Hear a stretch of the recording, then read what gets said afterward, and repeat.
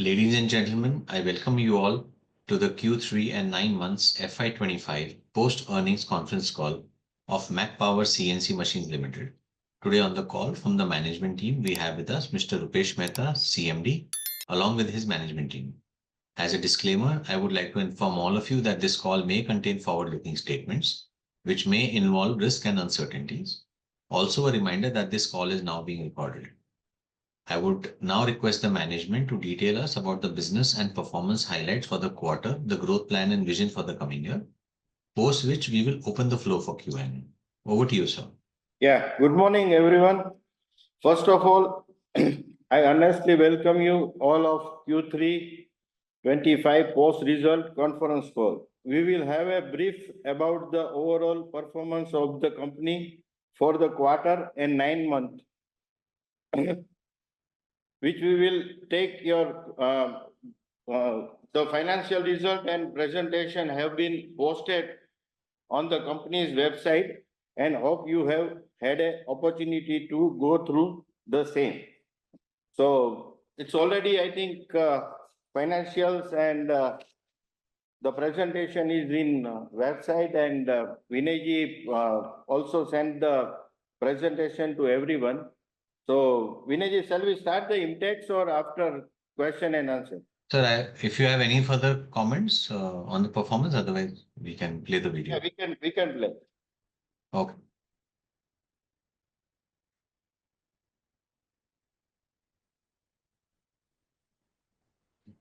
Would like to show you the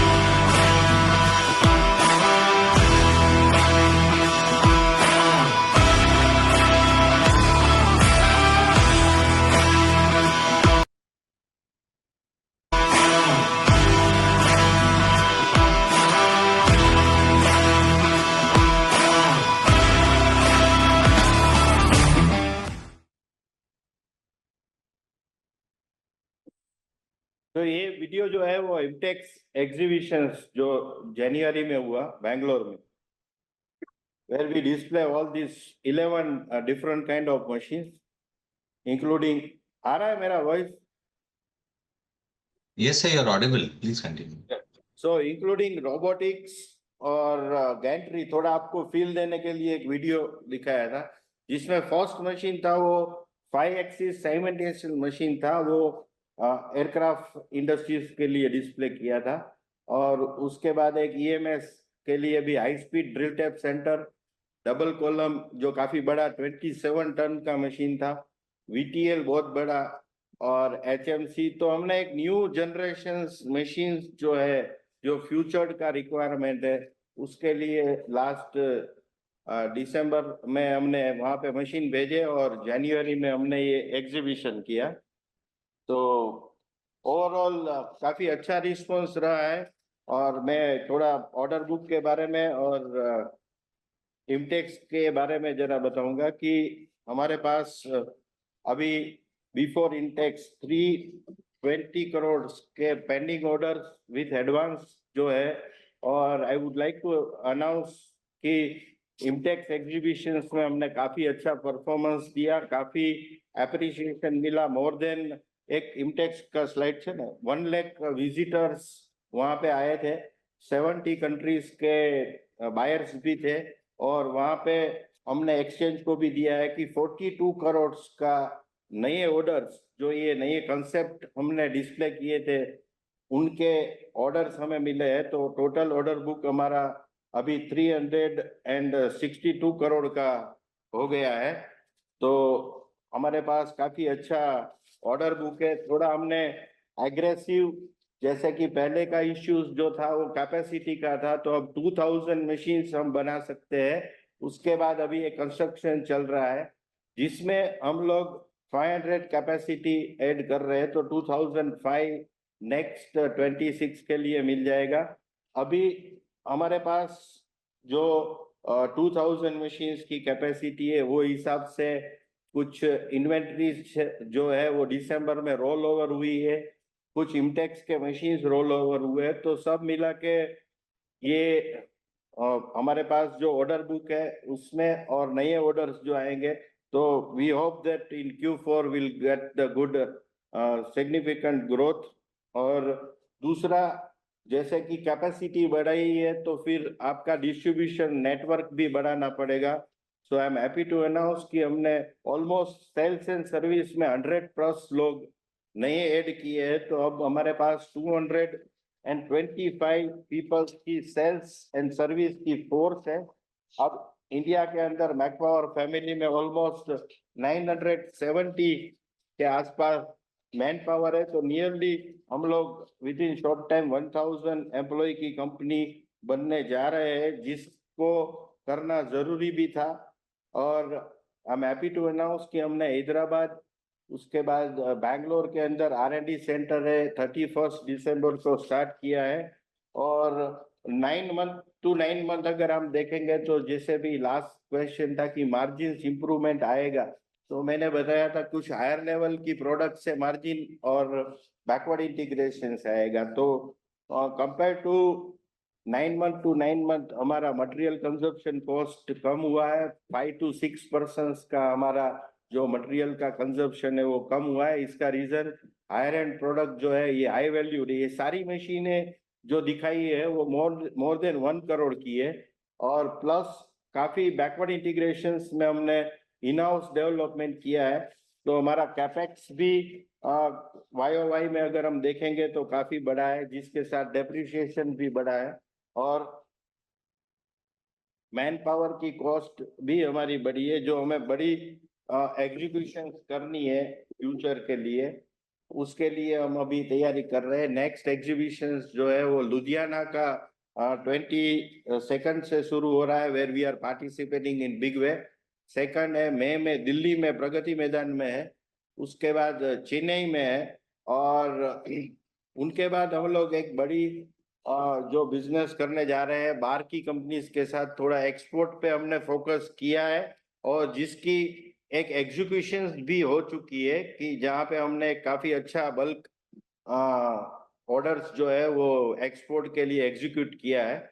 और अभी हम लोग सितंबर में जर्मनी, वर्ल्ड का लार्जेस्ट एग्जीबिशन जो है, वहां पे पार्टिसिपेट कर रहे हैं, जहां से हमारे 2-3 ऑब्जेक्टिव्स जो है डिस्ट्रीब्यूशन और जेवी वो फुलफिल की होप से हमारी। सो ओवरऑल जो कंपनी के अंदर जो ग्रोथ पैटर्न की हम बात करेंगे तो हम लोग कमिटेड है, और काफी अच्छी ऑर्डर बुक्स, काफी नई मॉडल्स, काफी ब्रांडिंग्स पे, डिस्ट्रीब्यूशंस पे और बैकवर्ड इंटीग्रेशंस पे हमने फोकस किया है। तो ये overall about the your company. आपके साथ अभी कोई question and answer, shall we start Vinay ji? Sure, sir. All those who wish to ask a question may use the option of raise hand, and we'll invite you to ask the question.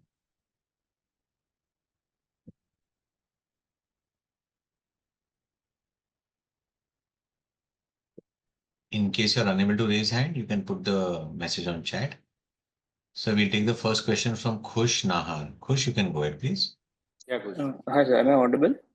Yeah, Khushi. Yeah, thank you for the opportunity. So my first question that you talked about exports. So I think in Q2 we had exported in the Middle East. We Yeah. had got an order. So similarly, Q3, did we have any export products? And going ahead, how do we see exports as a percentage of our revenue? No, we just focused, Khushi, for the export. First time we had executed export अभी इम्टेक्स के through काफी हमें inquiries और काफी agencies के लिए discuss हुआ है, तो हम लोग उसको कैसे एग्जीक्यूट किया जाए उसके बारे में सोचते, क्योंकि कुछ कंट्रीज के अंदर यूएस का सैंक्शन है। अगर उसको एग्जीक्यूट किया गया तो थोड़ा टेक्निकलिटी में इश्यू भी आ सकता है, बट हम लोग एक्सपोर्ट के अंदर इस बार काफी बाहर की कंट्री से भी मिले हैं और उसकी डिस्कशन अभी चल रही है। मुझे लगता है कि Q4 में उनका रियलाइजेशन शुरू हो जाएगा। Okay, sir. So my second question was, so are we hiring today any senior management level personnel? Since going ahead, we are also hiring for this big expansion. So are we adding more people today? Senior level पे तो काफी लोग हैं यहाँ पे। Exactly जो sales के head है वो मिस्टर प्रभु शंकर, उनको वाइस प्रेसिडेंट लेवल पे है और उनका एक्सपीरियंस मोर देन 30 इयर्स का है। और मेरे पास डिजाइन टीम में मेरे साथ 20 साल से लोग काम करते हैं, तो they are very good enough to handle this expansion. उनको नीचे की टीम चाहिए। जनरली हम लोग एग्जिस्टिंग टीम को ही अपग्रेड करके आगे ग्रोथ लेना चाहते हैं, लेकिन अभी हम लोग R&D के लिए बैंगलोर प्लांट में हम लोग थोड़ा सीनियर पर्सन्स के लिए हम लोग एक रिक्रूटमेंट का इंट्रोड्यूस कर रहे हैं। Right, sir. And so, could you guide, approx our realization? How do we expect to end in FY25 and FY26 going ahead, considering our order book? क्या realizations कर सकते 26 में?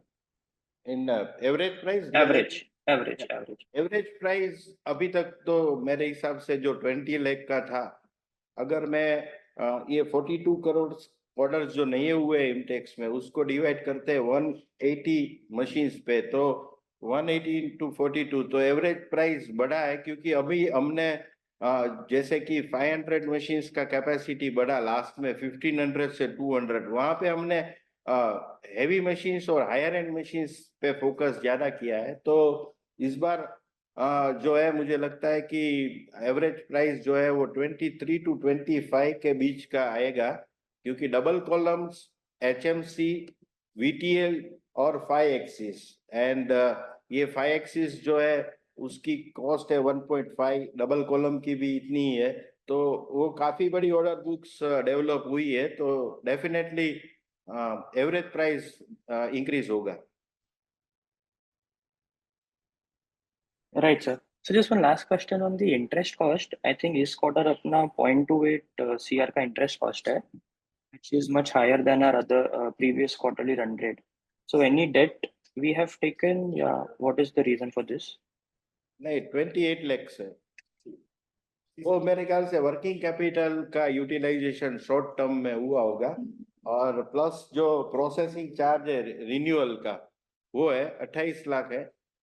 वो सीसी का यूटिलाइजेशन हुआ है, क्योंकि कैपेक्स करते हैं तो थोड़ा रिजर्व फंड को यूज करने के बजाय सीसी का यूटिलाइजेशन है, और बैंक का जो प्रोसेसिंग चार्ज है रिन्यूअल का वो है। Okay, sir. And so just one last question, capex guidance if you can give for the next 2 years अपन कुछ in terms of value. Capex की बात करेंगे, Right. Considering कैपेक्स तो जैसे कि ये साल के अंदर कंपेयर टू, मैं बताऊं आपको 9 month to 9 month, अगर हमारा कैपेक्स जो है वो 7 करोड़ 80 लाख हुआ है, जो लास्ट 9 month में था 5 point something। तो ऑलमोस्ट हम लोगों ने ये साल कैपेक्स 10 से 12 करोड़ का बोला था, उतना हो जाएगा। नेक्स्ट फाइनेंशियल ईयर में भी कुछ 15 करोड़ का टारगेट है, और जो बहुत बड़ा कैपेक्स की बात है वो अलग से। तो रूटीन में भी हम लोग कैपेक्स बढ़ाते जाएंगे, क्योंकि बैकवर्ड इंटीग्रेशन भी करना है और थोड़ी प्रोडक्शन कैपेसिटी भी फैसिलिटेट करनी है। तो नेक्स्ट ईयर भी वही 12 से 15 करोड़, अगर बहुत बड़ा कुछ अगर टाइम लगता है तो कैपेक्स जर्नी है वो, तो ये बिजनेस का, क्योंकि ग्रोथ भी साथ में चाहिए और फैसिलिटीज भी चाहिए, तो 10 से 12 करोड़ करेंगे। और ये साल में ऑलमोस्ट 40 to 50% कैपेक्स जो है वो एग्जीक्यूट होगा। Right, sir. Thank you. Thank you Thank Kush. you, Kush. आप आए थे इमटेक्स में कुश जी? Right, sir. I was there. या यू इज देयर? या We'll take the next participant, Mr. Dhaval Shah. Dhaval, you can go ahead, please. Yes, hello, Gurvesh bhai. Hello Dhaval भाई, yes. Yes, can show. Yeah, so three questions. First is what is the update on the land which we were finding for the MOU which we had signed for defense? या So yes, so some update if you can share.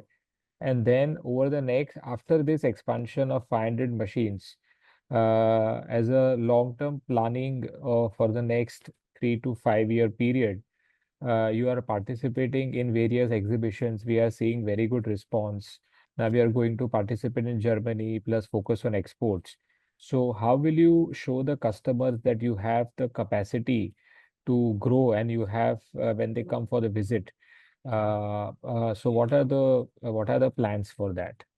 धवल भाई, thank you for your Yes. Questions. अभी जो एक process है, sequence of land under defence policy, उसमें first of all you have to sign the MOU with government, then demand of land in a district collector office. After that वो आपको एक space अलग अलग दिखाते हैं, वो प्रोसेस। उसके बाद DIC के अंदर you have to submit the project with the everything, manpower, water supply, electricity, और कितनी रेवेन्यू जनरेट होगी, कितना एम्प्लॉयमेंट जनरेट होगा, वो सब का एक प्रोसेस है। उसके बाद का एक प्रोसेस है, वहाँ पे आपका डिमार्केशंस, आपकी लैंड की जो मेजरमेंट्स है वो करवानी है, जिसकी चार्जेस हमें भरनी है। वो लेवल का काम हो चुका है। अब DIC ने एक रिपोर्ट बना के दे दी है कि वी आर ग्रीन सिग्नल। अभी वो उसके बाद एक आता है, वहां पे जो लोकल अथॉरिटीज है, मामलतदार, वो अपनी नोट्स बनाएगा। उसके बाद नर्मदा का कैनाल्स के लेंगे कि आपको कोई आजू बाजू में प्रॉब्लम्स नहीं है। उसके बाद एक इलेक्ट्रिसिटी की आपको कोई प्रॉब्लम्स नहीं है। फिर फॉरेस्ट, आपको कोई प्रॉब्लम्स नहीं है। तो ये NOC 3 या 4 NOCs का प्रोसेस जो है वो पेंडिंग है। उसके बाद फाइनल फाइल्स जाएगी कलेक्टर के पास, और वो अपनी रिकमेंडेशन के साथ मिनिस्ट्री को देंगे कि these all are completed, now you can. तो मुझे 1% पेमेंट भरने के लिए जो उनका चार्जेस है लैंड आपको देने के लिए, आपको टोकन अमाउंट पे करनी है, जिसकी वैल्यू है 1% ऑफ लैंड। वो मुझे लगता है कि प्रोसेस के हिसाब से अप्रैल के अंदर हम लोग उनकी पेमेंट कर रहे हैं। अच्छा, ओके ओके। सो अप्रैल तक तो अपना जो 3 क्लियरेंसेस है, forest, environment clearance and from the kanal division, ये सब हो जाएगा तब तक। अब तक हम लोगों ने ऑलमोस्ट 40 to 60% के बीच का काम कर लिया है, जो प्रोसेस है उनकी। अब बाकी की जो प्रोसेस है वो मैं मानता हूँ कि विद इन 30 days हो जाएगी, लेकिन वर्स्ट कम वर्स्ट हम लोगों को वो ऑर्डर करेंगे कि अप्रैल में आप पेमेंट करो। Okay, interesting. अभी अभी अपना कैपेसिटी है 2500 मशीन, बराबर? 2000 का है 2000, 2500 अपना अप्रैल एंड में ऐड होगा। ऐड हो जाएगा, ओके। और उसके बाद का जो भी एक्सपेंशन होगा वो ये नई लैंड पे वहीं से करेंगे? करेंगे, अभी यहाँ पे करने का मतलब नहीं है। मतलब नहीं है। सारा वहीं पे करेंगे, नेक्स्ट लेवल का एक्सपेंशन, और वो वर्ल्ड क्लास का बनाएंगे। अगले 10 साल 15 साल का विजन को लेके कि बहुत बड़ी इंडस्ट्रीज है ये और बहुत बड़ा कर सकते हैं, उसको ध्यान में लेके वहां से सारा जो कैपेक्स है, वर्ल्ड क्लास मशीन, जिससे मशीनिंग होगा, वर्ल्ड क्लास फाउंड्री और वर्ल्ड क्लास R&D और इंफ्रास्ट्रक्चर्स, ग्रीन एनर्जी, उसका यूटिलाइजेशन करे। अभी जो कंस्टेंट है बहुत बड़ा बनने में, वो लैंड का ही है। और जैसे मैंने बताया था कि बहुत कॉस्टली लैंड्स है। जो एरिया में हम लोग लैंड ले रहे हैं उसकी मार्केट रेट 4 करोड़ है। अगर 30 एकर्स लेते तो 120 करोड़ मुझे नहीं लगता है आरओआई आएगी। अगर इतनी जल्दी एक साल पहले ले लेते मार्केट से तो एक साल में हम 120 करोड़ नहीं कमाते। और ये गवर्नमेंट को भी बेनिफिट्स है कि उनके एरिया में रेवेन्यू, तो उनका एक पॉलिसी है। दूसरा, कलेक्टर से ये क्या कहा गया है कि 28 को बजट में ये पॉलिसी पे कुछ नए बेनिफिट्स ऐड हो गए, तो आप 28 तक आगे का प्रोसीजर्स जो है पेमेंट करने का वो करना भी मत, क्योंकि आपकी नहीं तो ओल्ड पॉलिसी में एग्रीमेंट होगा। अभी ओके 28 बजट में उनका ये मानना है कि ये पॉलिसी में और कुछ नए बेनिफिट्स ऐड हो गए। ओके ओके गॉट इट, समझ गया। अच्छा, दूसरा क्वेश्चन ये है कि अभी हम हमारा पीएनएल देखें तो एम्प्लॉय कॉस्ट लास्ट 4 क्वार्टर का ऐड करें तो 28 करोड़ है, और अदर एक्सपेंसेस ऐड करें तो कुछ 25 करोड़ है। तो आगे जाके नेक्स्ट 2 साल के लिए अभी अप्रैल में हमारा 500 मशीन ऐड हो जाएगा और हमारा ये ब्राउनफील्ड है, करंट जगह में ही है। तो ये जो दो कॉस्ट है वो 2 साल में कैसे मूव होती आपको दिख रही है?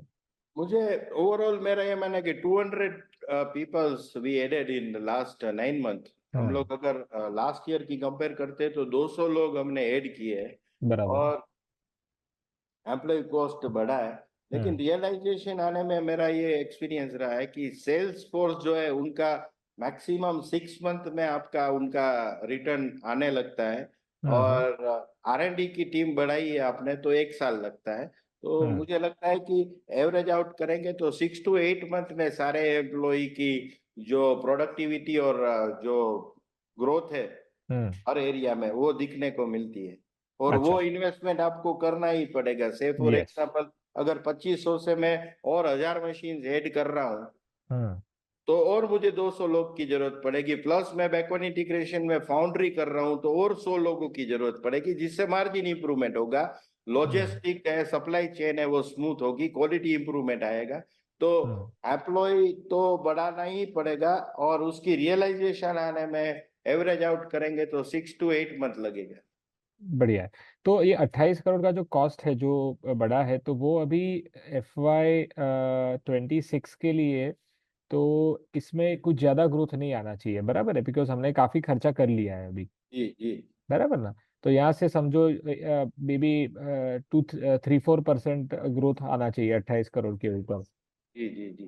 ओके। और ये जो 25 करोड़ का जो फिक्स कॉस्ट है वो थोड़ा बढ़ेगा, बराबर अपना ये वो जैसे आप। बढ़ेगा, जिसमें कुछ आप 100% इन हाउस नहीं कर सकते, करते भी नहीं है, कोई भी कंपनी नहीं करती होगी। नहीं जब करती है। आप 500 मशीन की कैपेसिटी बढ़ाएंगे तो आपका जॉब वर्क का कॉस्ट भी बढ़ेगा, जो डायरेक्ट हम्म कॉस्ट में आता है। क्योंकि आप कुछ मशीनिंग बाहर भी करवाते हैं जो आपके हम्म यहाँ पे कैपेसिटी मशीनिंग की नहीं है, ये आपको जल्दी चाहिए हम्म कि मेरे पास 4 मशीन है जिसमें 4 दिन लगता है, मुझे 8 पीस चाहिए तो 4 पीस आउटसोर्स करा लो, तो हम्म वो कॉस्ट बढ़ेगी जॉब पर की। जब आपकी प्रोडक्शन बढ़ती है तो direct cost definitely man power से लेके जॉब वर्क की कॉस्ट बढ़ेगी। तीसरी कॉस्ट आती है डायरेक्ट कॉस्ट में इलेक्ट्रिसिटी की, हम्म वो ड्रामेटिकली इस बार कम होगी क्योंकि हमारा सोलर का इंस्टॉलेशन हो चुका है। तो हम्म जो हम लोग 10 लाख रुपया बिल पर मंथ पे करते थे वो ऑलमोस्ट 80 to 90% डे टाइम में हमारी इलेक्ट्रिक की कॉस्ट निग्लिजिबल हो जाएगी। अच्छा। Okay okay. और ये Thanks, जो, thanks, Dhaval. I'll request you to come back या in the sure queue. Sure, I do that. Thanks. We'll take the next question from Manthan Zaveri. Manthan, you can go ahead.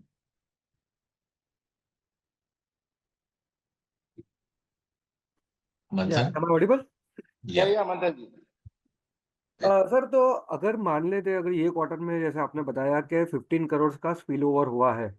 जी हाँ, तो अगर मान लेते अगर ये quarter में वो 15 करोड़ आता तो फिर भी हमारा growth was just like 12-13% only, अगर मैं if I compare to December quarter of last year.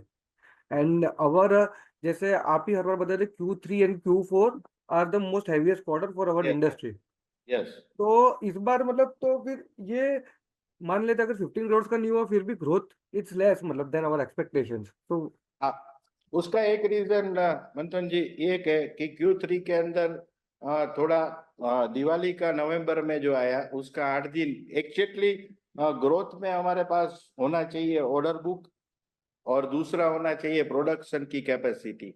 तो सबसे बड़ा चैलेंज जो रहा है वो बैंक का रियलाइजेशन। जैसे कि आप जानते हैं कि हम लोग क्रेडिट पे मशीन्स नहीं देते हैं क्योंकि अननेसेसरी फिर वो हमें बैड डेट में दिखाना पड़ता है। तो मेन थिंग जो हुआ है या कंट्रोल में नहीं होता है हमारे कंट्रोल में, वो होता है कि बैंक से पेमेंट आना चाहिए। देखो 95% लोग पीएसयू या बैंक से लोन लेके ही ये मशीन खरीदते हैं, क्योंकि अगर उनकी एक रूल्स है कि लोन लेके खरीदा तभी उनको जो 15 से 25% का सब्सिडी है और इंटरेस्ट का सब्सिडी है वो मिलता है। अपने पैसे से लिया तो सब्सिडी नहीं मिलेगा।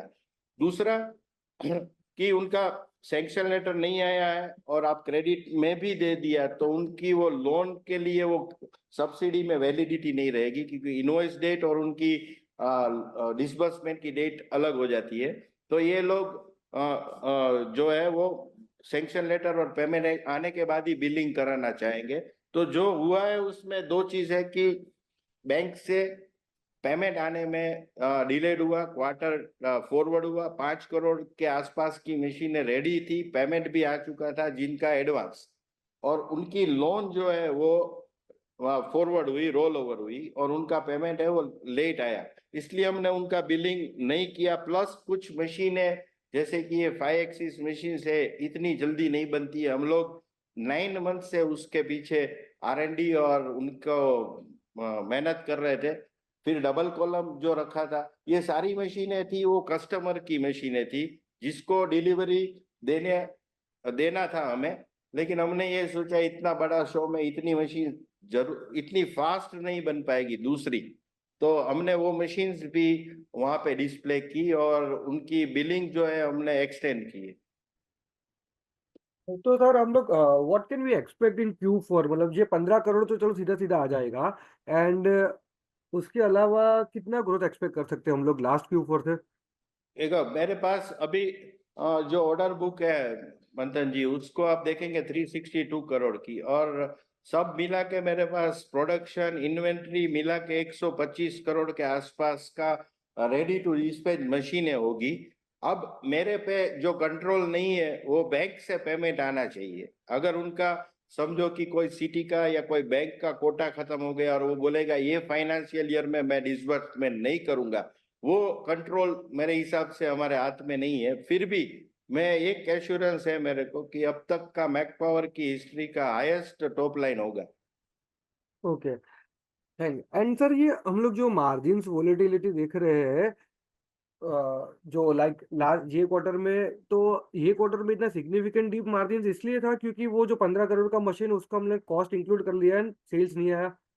यस उसकी लेबर है उसकी, जैसे कि वो मशीन थी और उनके सिवा भी और मशीन जो प्रोडक्शन में होती है WIP में, उनकी जो मैन्युफैक्चरिंग कॉस्ट है इसमें ये ऐड हो जाती है।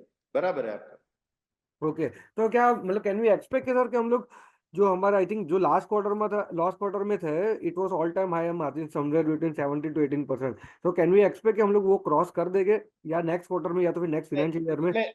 उसमें आपका दो चीज का फर्क पड़ेगा। डायरेक्ट कॉस्ट जो आप बोल रहे हैं कि जो मशीन रोल ओवर हुई है उसके अंदर आपका जॉब वर्क का कॉस्ट ऐड हो गया था, आपका पावर का कॉस्ट ऐड हो गया था, वो नहीं लगेगा इस बार। लेकिन सैलरी का जो कॉस्ट ऐड हुआ था मैन पावर का, वो तो मंथ ऑन मंथ आपका लगेगा ही लगेगा। तो भी अगर हम लोग कैपेक्स भी बढ़ा रहे हैं इस बार, और नई और भी रिक्रूटमेंट्स अभी भी पेंडिंग है, मेरी 40-45 रिक्रूटमेंट पेंडिंग भी है, जो मुझे नई 500 कैपेसिटी जो ऐड कर रहे हैं उसके लिए जरूरत है। तो सैलरी कॉस्ट तो मुझे लगता है कि अभी जो है उससे थोड़ा और बढ़ेगा Q3 में। और मार्केटिंग कॉस्ट भी, जैसे एक बड़ा एग्जीबिशन किया तो 1 to 2 करोड़ का एग्जीबिशन कॉस्ट भी ये Q4 में ऐड होगा। लेकिन टॉप लाइन पे हम लोग मुझे लगता है कि हाईएस्ट एवर करेंगे। ओके, एंड तो जैसे हमारा वी हैव ऑलवेज गाइडेड कि वी विल स्टेडीली ग्रो 25% का CAGR पे हम लोग ग्रो करेंगे, लेकिन इस साल बिकॉज Q3 में इतना अपने को हिट आया, तो we can we still expect कि लास्ट ईयर के कंपेयर में बॉटम लाइन में 25% ग्रोथ तो आएगा ही? मुझे लगता है कि हम लोगों ने 9 मंथ में ऑलमोस्ट 12-13 करोड़ का 12-13 ग्रोथ किया करोड़ है। किया, यस। 13 करोड़ का ग्रोथ किया है और ये Q4 में करेंगे हाईएस्ट एवर ग्रोथ। तो मेरे हिसाब से 20-25% तो नहीं आएगा इस बार, लेकिन लगता है मुझे कि अच्छा सिग्निफिकेंट ग्रोथ तो रहेगा, डबल डिजिट से ऊपर का। नेक्स्ट ईयर हम लोग फिर एक्सपेक्ट कर सकते हैं कि वापस 25-30% की ट्रेजेक्टरी पे वी आर बैक ग्रोथ के। मुझे लगता है नेक्स्ट ईयर का ग्रोथ जो एक्सपेक्टेड है वो आएगा 20-25%, क्योंकि जो मैन पावर्स बढ़ाई है उनकी रियलाइजेशन अभी तक इतनी नहीं आई है, जो आना शुरू हो जाएगी। और दूसरा जो है कि हम लोगों का ज्यादातर कस्टमर टायर 4 टायर 3 था। पहले हम लोग कॉरपोरेट्स पे फोकस नहीं करते थे, अब कॉरपोरेट्स को ये बैंक का फैसिलिटी की रिक्वायरमेंट नहीं है। वो जो हमारा टाइप्स ऑफ कस्टमर था उनको ही है कि 1 करोड़ से नीचे की लोन लेते हैं तो उनको सब्सिडी मिलता है। अब हम लोगों ने एक स्ट्रेटेजी में ये भी चेंज किया है, जिसके लिए भी नई मैन पावर और इमटेक्स में काफी बड़े कॉरपोरेट्स की ऑर्डर बुकिंग भी हमने की है। तो अब हम लोग पहले जो एंटरटेन नहीं करते थे बड़ी कंपनी को, अभी हमने बहुत बड़ी मल्टीनेशनल्स को भी टारगेट किया है और ऑर्डर्स भी रिसीव्ड किए हैं। तो वो हिसाब से मुझे लगता है कि रियलाइजेशन हायर एंड मशीन्स का और जो बिलिंग करने का पैटर्न है वो भी इम्प्रूवमेंट आएगा। तो नेक्स्ट ईयर के लिए definitely will get the good growth. Okay, thanks, that's it from my side. Thank you मतलब। Thank you. We'll take the next question from Arnav Sakhuja. Arnav, you can go ahead, please. Hi, thanks for taking my question. I just Yeah. wanted to know, am I audible? या अर्नव जी, हाँ जी। Yeah. So what has been the impact of the fire in your facility? Is it fair to say that the year-on-year fall in revenue that we saw this quarter was partially due to the fire? And also, if you could just highlight if there has been any inventory loss due to this fire? Arnav जी, ये fire तो अपना अभी हुआ है, तो ये दिसंबर quarter के अंदर इनका कोई इम्पैक्ट नहीं था। और ये फायर जो हुआ था यूनिट 2, मैंने एक्सचेंज को भी बताया, यूनिट 2 के एक एरिया में, स्मॉल एरियाज में, जहाँ पे कुछ रेडी मशीन्स और कुछ कंपोनेंट्स रखे थे, जहाँ पे ये नई 500 मशीन्स की फैसिलिटी का कंस्ट्रक्शन चल रहा है। तो उतना कोई वहाँ पे ज्यादा इम्पैक्ट प्रोडक्शन में भी नहीं हुआ था, क्योंकि 30 मिनट्स भी प्रोडक्शन डिस्टर्ब नहीं था। संडे को इवनिंग 6 बजे हुआ था, सब 6 बजे फैक्ट्री भी बंद हो जाता है, तो 30 मिनट्स में हमने हमारी इक्विपमेंट से कंट्रोल किया था। लेकिन इतना बड़ा कोई प्रोडक्शन पे या कोई बड़ा नुकसान नहीं है। अभी भी हम लोग वो कैलकुलेट करके इंश्योरेंस कंपनी को दे रहे हैं, और वो हम लोग within short time exchange को भी देंगे। तो इतना कोई बड़ा उसमें इम्पैक्ट नहीं था, क्योंकि हमारे पास काफी अच्छी फैसिलिटीज थी, EHS ऑफिसर्स थे। और ये Q3 के अंदर इनका कोई इम्पैक्ट नहीं है, क्योंकि ये तो जनवरी में हुआ, फरवरी में हुआ है मेरे ख्याल से। But then, since this happened in February, will we see some impact of this in the Q4 numbers? It is there is no man's over there। ये कंस्ट्रक्शन चल रहा है, वो एरिया में कुछ मटेरियल्स रखे थे, वो एरिया में पैकिंग मटेरियल था, वो पैकिंग मटेरियल के साथ में जो रॉ मटेरियल पड़ा था वहां पे डैमेज हुआ था। लेकिन उनका कोई ज्यादा इतना इम्पैक्ट रेगुलर बिजनेस में Q4 में नहीं आएगा। Okay, thank you. And so my next question is that given that we have announced temporary deferment of 10 crores and another 5 to 6 crores of orders pending due to the payment clearance, these additional 15 crores of orders will come through in Q4 over and above our regular sales amounts? हाँ, आप वो कह सकते हैं आप, क्योंकि ये machine जो थी हमने फर्स्ट टाइम ऑर्डर बुकिंग की है, 5 एक्सिस का है, डबल कॉलम का है, प्लस उनकी पेमेंट भी रेडी थी। हमने एक थोड़ा वहां पे डिस्प्ले करके उनको बिलिंग करेंगे, तो वो ऐड होगा ये क्वार्टर में। ये डेफिनेटली वो इम्पैक्ट दिखेगा, क्योंकि इसलिए मैं ये बोल रहा हूँ कि ऑलमोस्ट अब तक की हाईएस्ट रेवेन्यू होगी Q4। Okay, लेकिन thank एक you. चीज अर्नव जी, जैसे मैंने बताई कि 362 करोड़ की ऑर्डर बुक और 115 से 125 करोड़ की मशीनें रेडी होगी, डिस्पैच हो चुकी है, होगी और पड़ी है। उसमें से अभी पेमेंट मुझे बैंक और PSU, क्योंकि 95% इसमें से लोन वाले हैं, वो पेमेंट मुझे बैंक से कितनी रियलाइजेशन आती है, फिर भी मैं मोटा मोटा पकड़ू तो मैंने ये पूरा जो एनालिसिस किया है कि हम लोग ये Q4 है वो अब तक की मैक पावर की हाईएस्ट रेवेन्यू रहेगी। Okay, thank you. Just one last question. You had mentioned something about exports, and you had said that you are using the Implex conference to get some good export orders. So, what other methods are we using to boost our exports?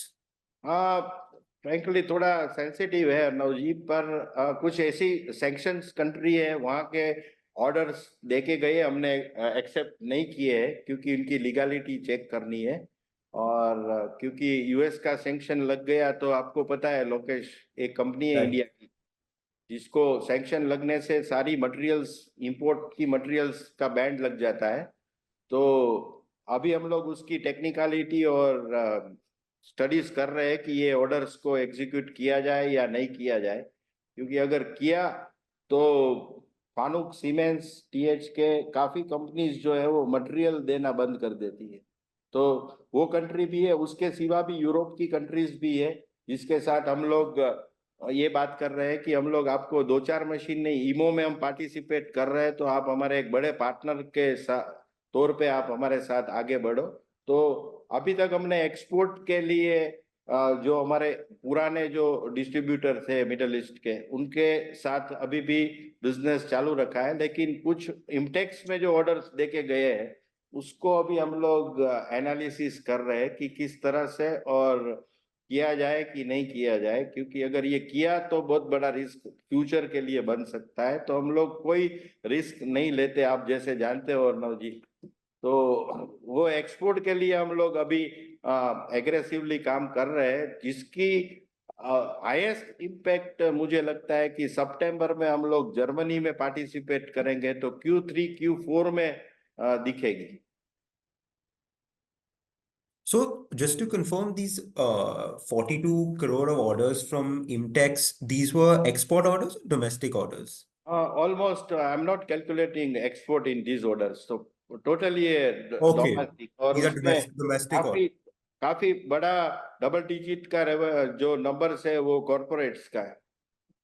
Okay, so the export orders from Imtex that you got are over and above this 42 crores, and you are evaluating whether these Yeah. are ethical to go through with. Yeah, Okay, thanks for answering my questions. yeah. Thank you। Thank you. We'll take the next question from Devash Shah. Devash, you can go ahead, please. Hello. हाँ जी Yeah, Devansh. Devash. हाँ जी। हाँ, रितेश जी, मेरा पहला question ये था, आपने बोला है कि FY26 में 15 करोड़ का हम रफली केपेक्स करेंगे, तो उसको हम कैसे फाइनेंस करेंगे, उसका आप मुझे थोड़ा आइडिया दे सकते हो?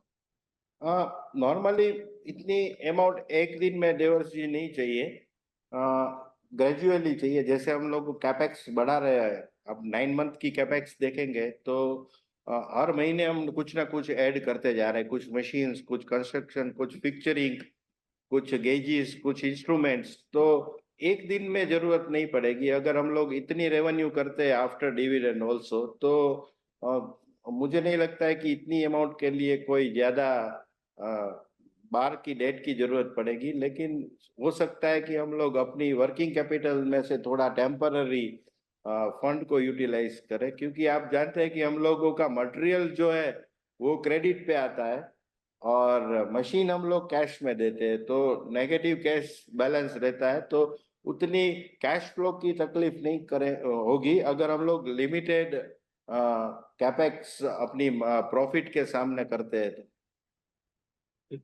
और सर, दूसरा क्वेश्चन था, इन्वेंट्री अभी अपनी 107 करोड़ की है, राइट?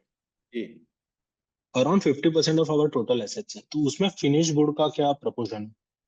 क्योंकि why I am asking question, मैं आपको पहले ये बोल देता हूँ, क्योंकि FY22 के around finished good as a percentage of total asset 5-6% ही था, अब वो 12-13% हो चुका है, इसीलिए।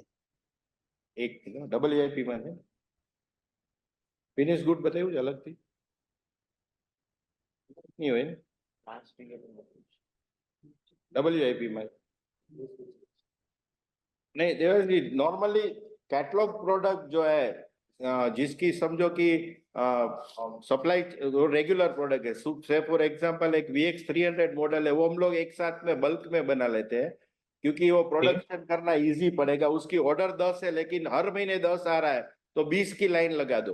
तो आपकी कुछ हायर एंड मशीन जैसे है कि मैं से फॉर एग्जांपल एक 2.5 करोड़ का HMC है डिफेंस का, लेकिन उनकी रोटरी टेबल का डिलीवरी टाइम ही 3 मंथ्स है, तो वो मशीन प्रो फ्लोर में नहीं लेना चाहिए। उसकी जगह पे आपकी जो regular day to day product चल रही है तो यस हमारे पास WIP में ज्यादा मशीन रहेगी और कुछ कैटलॉग प्रोडक्ट की इन्वेंट्री भी आपको अभी कैपेसिटी बिल्ड हुई है तो रखनी पड़ेगी, जिसके लिए कस्टमर है आपको बुक एंड बिल में आपको ऑर्डर देंगे। मैं आपको बताऊं कि इतनी सारी टैक्स सेंटर्स जो हमने किए वहां पे भी हमने काफी इन्वेंट्रीज रखी है कैटलॉग प्रोडक्ट की, कि कस्टमर को आए और मशीन्स की ट्रायल ले और वहीं से डिलीवरी ले जाए। तो एक स्ट्रेटेजिकल मूव है थोड़ा डिस्ट्रीब्यूशन बढ़ाने का, और प्लांट कैपेसिटी यूटिलाइजेशन भी करना चाहिए कि आपके पास जो ऑर्डर बुक है उसकी रॉ मटेरियल की प्रोसेस टाइम और लीड टाइम ज्यादा है, तो आप कैटलॉग प्रोडक्ट को लाइन पे बना लो जिसको आपको हर महीने देना ही है। तो इन्वेंट्री जो है वो दोनों तरफ से रहेगी, फिनिश की भी रहेगी, WIP में भी रहेगी और शॉप फ्लोर में भी रहेगी, और कच्चा इन्वेंट्री भी रहेगा, आपका रॉ मटेरियल भी रहेगा। कि नाउ मेरे पास 2 क्वेश्चन बाकी है सर। जो न्यू हम वर्ल्ड क्लास फैसिलिटी बनाने की सोच रहे हैं, that we gonna do after हम JV को अनाउंसमेंट कर दे, कैसे होगा मतलब? नहीं, पहले तो इंफ्रास्ट्रक्चर देवेश जी चाहिए। इंफ्रास्ट्रक्चर के बगैर बहुत बड़ी जगह चाहिए। आज हमारे पास जो 8 एकड़ लैंड है उसकी जगह पे वहां पे हम लोग 32 एकर्स की डिमांड है। तो पहले तो फाउंड्री करनी है जो बैकवर्ड इंटीग्रेशन है, और वहां पे हर एक प्रोडक्ट के लिए हर एक अलग अलग शॉप फ्लोर और हर एक प्रोडक्ट के लिए अलग अलग उनकी कंपोनेंट की मशीनिंग की फैसिलिटीज।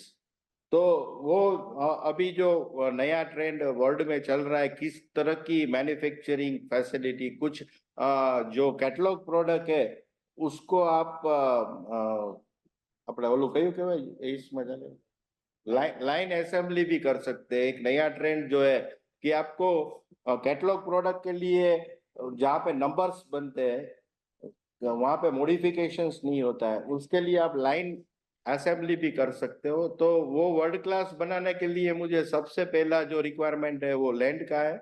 उसके बाद क्या करना चाहिए वो पूरा क्लियर कट दिमाग में है, प्लस कोई कंपनी साथ में आती है तो उनकी भी हेल्प लेंगे कि इसको कैसे और अच्छा इंफ्रास्ट्रक्चर वर्ल्ड क्लास डेवलप किया जाए। कि सर बस लास्ट क्वेश्चन है, सिंपल है बहुत। आपने बोला फैक्ट्री 6 o'clock बंद हो जाती है, can we do 24 hours production और नॉट?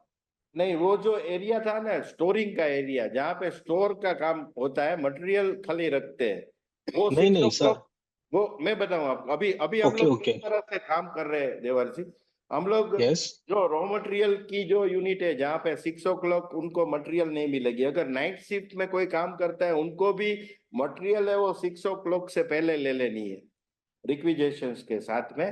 तो हम लोग आफ्टर 6 o'clock मटेरियल लोडिंग और अनलोडिंग, बाहर से भी माल बहुत आता है उसको हम लोग अलाउ नहीं करते, वहीं पे ट्रक रुक जाती है क्योंकि रात को मटेरियल गिनने का उनकी क्वालिटी चेक करने की वो पॉसिबल नहीं है। हम लोगों का जो मशीन शॉप है जहाँ पे और पाउडर कोटिंग शॉप है, शीट मेटल शॉप है, वो 2 शिफ्ट में चलता है। आपने बहुत अच्छा क्वेश्चन पूछा है रेवस जी, हम लोग अप्रैल से कुछ एरियाज में असेंबली भी 2 शिफ्ट में कर रहे हैं। बिल्कुल इसके चक्कर में। Hello sir. हाँ Yeah. जी, Devash, are we okay done? Okay. Can we allow others yes to yes ask yes. questions? या that's from my side. Thank you Yeah, Rupesh ji. please. Thank you Devar. We'll go to the next participant, Mr. Hemant Tadian. Please go ahead.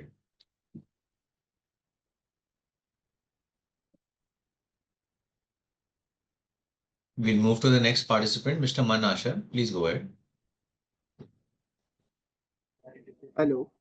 हाँ जी मन भाई, हाँ जी। हाँ sir, मतलब if we see this quarters order book inflow also right, तो थोड़ा ऑर्डर बुक में इनफ्लो भी थोड़ा स्लो हुआ है, तो जस्ट वांटेड टू अंडरस्टैंड कि इंडस्ट्री अगर अच्छा करे तो ऑर्डर इनफ्लो क्यों थोड़ा बहुत स्लो हो गया। 322 पूछा क्या? नंबर ऑफ मशीन्स आप बोल रहे हैं कि वैल्यू? सर वैल्यू के हिसाब से इफ मैं लास्ट ईयर Q3 का मैं ऑर्डर इनफ्लो चेक करूं एंड दिस ईयर का मैं ऑर्डर इनफ्लो चेक करूं तो थोड़ा बराबर। कम हाँ, इसका ये हमारा नहीं है मन भाई, पूरा इंडिया का Q3 में जब इम्टेक्स एग्जीबिशन आता है, वो हर साल नहीं होता है, और जब इम्टेक्स एग्जीबिशन आता है तब इम्टेक्स का डेट है वो फिक्स है, जनवरी 24 से लेके 22 से लेके 29-30 तक 8 दिन रहता है।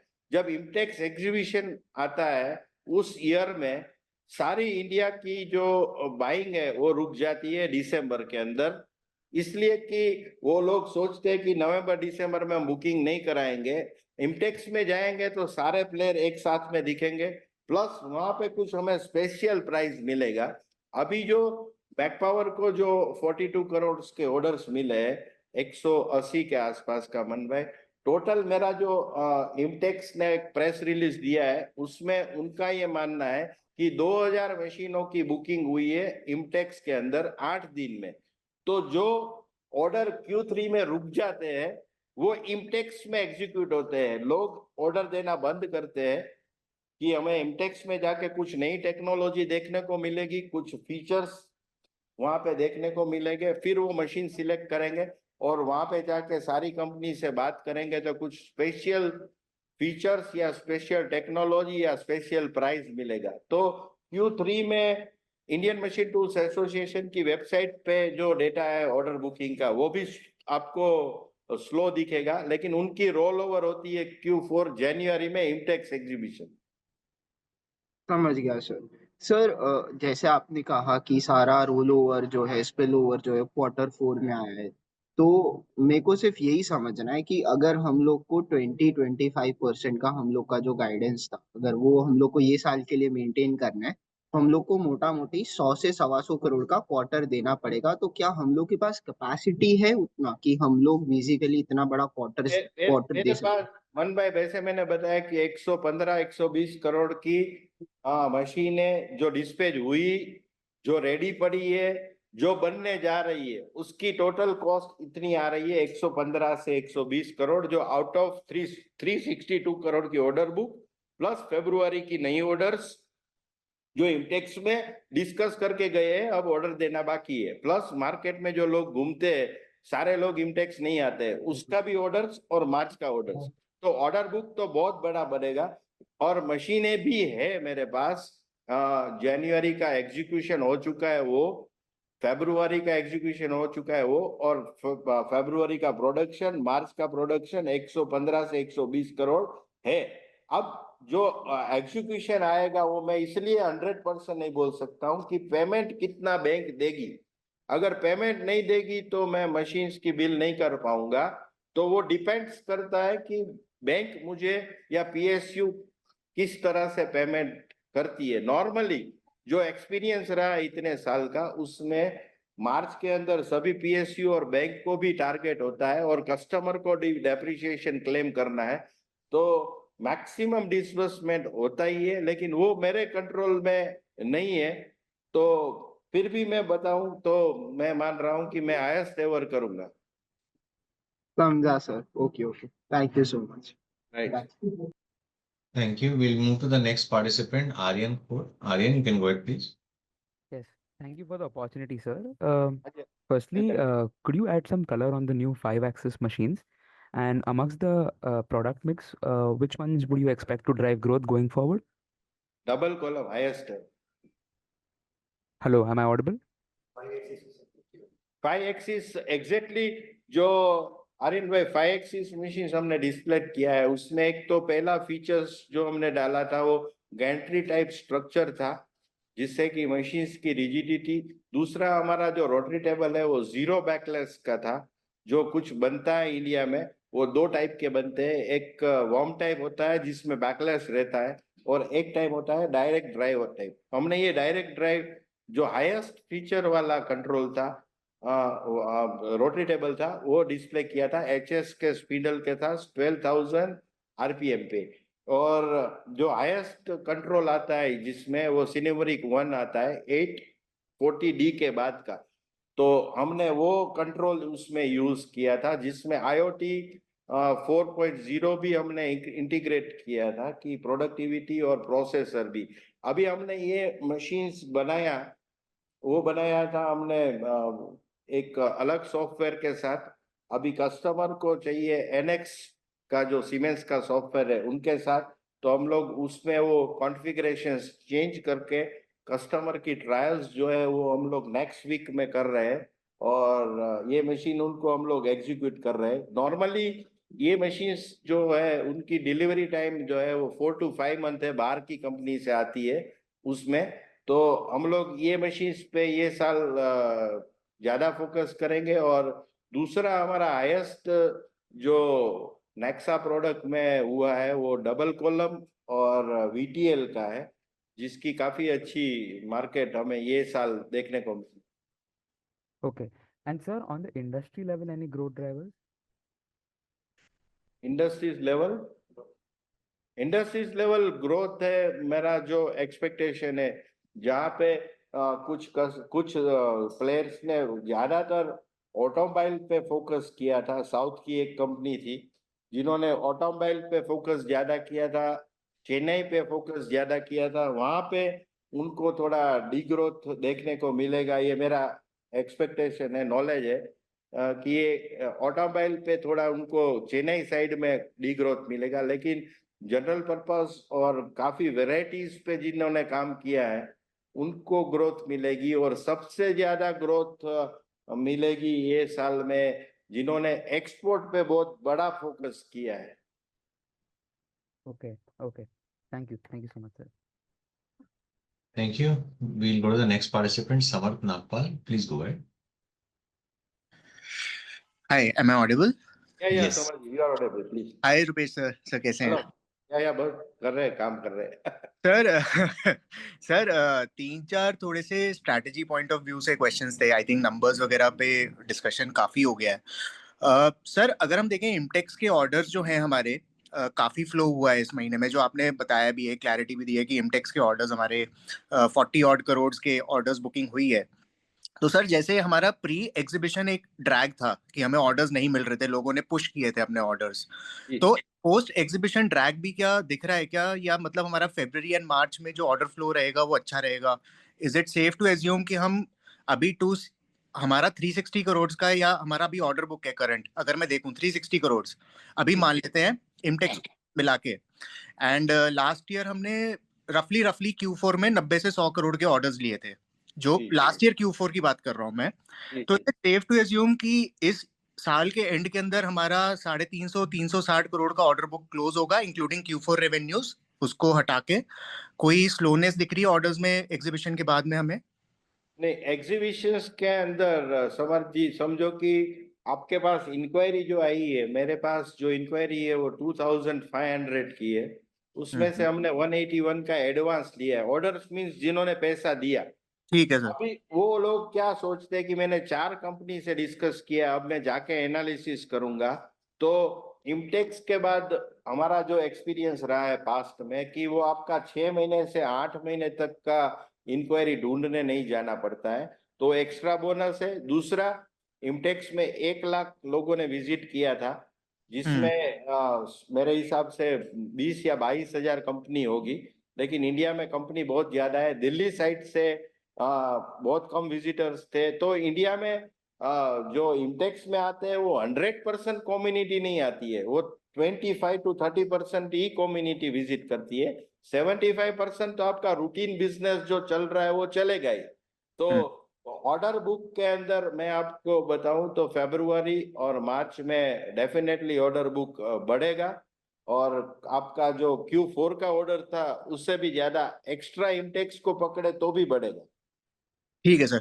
सर दूसरा, एक लास्ट क्वार्टर में भी जब हमारी बात हुई थी तो ये था कि कई बार जो पेमेंट होता है वो रिलीज नहीं हो रहा है बैंक से, एक प्रॉब्लम आता है। तो मेरा सिर्फ एक डाउट है कि जितनी भी हमारी ऑर्डर बुक है जहाँ पे हम एडवांस ले लेते हैं और जिसको हम काउंट करते हैं, वहां पे is the loan already sanctioned, या वो एक प्रोसेस में होता है? मतलब मैं ये समझ रहा हूँ जो डिसबर्सल है वो बैंक की तरफ से जो हम डिले की बात कर रहे हैं वो डिसबर्सल आफ्टर लोन सैंक्शन है या वो प्रोसेस के अंदर है? मुझे वो एक पार्ट समझना था फाइनेंसिंग का। समझ जी, एक से जैसे कि ये लोग इंक्वायरीज की डिस्कशन करते हैं, ये जो सेल्स की जो एग्जीक्यूशन होती है वो कैसे होती है, मैं थोड़ा प्रोसेस समझाऊं कि पहले इंक्वायरी जनरेशन होता है, आइदर कस्टमर सामने से बुलाता है मैक पावर को, कोई भी कंपनी की 3 कंपनी को बुलाया बगैर वो मशीन फाइनल नहीं करेगा, पहले सामने से बुलाता है, वो 50-60% होता है। आपका 30-40% है आपके एग्जिस्टिंग कस्टमर्स है, जिसमें जो आपको रिपीट ऑर्डर देना चाहते हैं या कोई और मशीन खरीदना चाहते हैं। तीसरा होता है कि आपकी टीम में कोल्ड कॉलिंग के लोग घूमते हैं मार्केट में, उनके पास कौन कस्टमर को कौन सा मशीन की कब रिक्वायरमेंट है, उनका इन्फ्लुएंस मार्केट से, टूलिंग वाले से, फाइनेंस वाले से, कंज्यूमेबल वाले से मिलता है, जिसमें भी हम 3 टाइप की अलग अलग कैटेगरीज करते हैं। फर्स्ट टाइम यूजर्स और एग्जिस्टिंग यूजर्स, मैक पावर का रिपीट ऑर्डर वाला कस्टमर, और थर्ड है कि कॉम्पिटिटर के लिए हमारे पास एंट्री नहीं है तो हम वहां पे एक अलग स्ट्रेटेजी करते हैं, तो वहां पे वो इंक्वायरी जनरेशन मिलती है, फिर टेक्निकल डिस्कशन होता है, उनकी कंपोनेंट्स जो है उनकी बातें होती है, फिर कॉमर्शियल्स आती है। उस टाइम पे कस्टमर डील क्लोज के लिए एडवांस टोकन देता है आपको कि 1 लाख रुपया आपको दिया मैंने, आपका ये ऑर्डर बुक हो गया। अब हम उनको ऑर्डर बुक में ले लिया है, लेकिन हम प्रोडक्शन में नहीं लेंगे। जी सर। प्रोडक्शन लाइन में आपके पास 125 मशीन की कैपेसिटी है शॉप फ्लोर की, अभी हम्म आपके पास ऑर्डर है 1200-1500, अभी आप सारा 1500 ऑर्डर नहीं लेंगे, हमें 1500 में से 1 लाख रुपया दिया, उसके बाद उसकी एक प्रोसेस ब्रांच के अंदर होती है कि कस्टमर का कंस्ट्रक्शन रेडी है, कंस्ट्रक्शन के बाद उनके पास पावर रेडी है, उनके पास अभी कस्टमर ने बैंक कौन सा सिलेक्ट किया है, यूको बैंक, तो हमें वो पता होता है कि ये 1200-1500 ऑर्डर जो पेंडिंग है उसकी प्रोसेस कैसे आगे बढ़ रही है। उसके जी बेस पे हमारी ब्रांच है वो एनालिसिस करती है, कस्टमर से बात करके, बैंक से बात करके, कि आप 1500 में से 200 मशीन से वो फरवरी में बिलिंग होगी, जिसकी पेमेंट आ जाएगी, क्योंकि उनकी प्रोसेस आगे बढ़ी है, कस्टमर ने लोन के पेपर्स दे दिए है, अब अप्रूवल की वेट कर रहा है, अप्रूवल मिल गया है, अब मार्जिन मनी की वेट कर रहा है, तो एक प्रोसेस है हमारे पास, जिसमें मुझे पता चल जाता है कि 200 मशीन का नाम ये लोग दे रहे हैं, उसकी होगी, उसमें से भी एक रेशियो निकल के आता है, 65-70% 100% आती है, बाकी की पहली तारीख को, दूसरी तारीख को, या फिर कोई बैंक हॉलीडे आ गया, या फिर सैटरडे संडे आ गया क्वार्टर एंड में या मंथ एंड में, तो वो रोल ओवर होती है।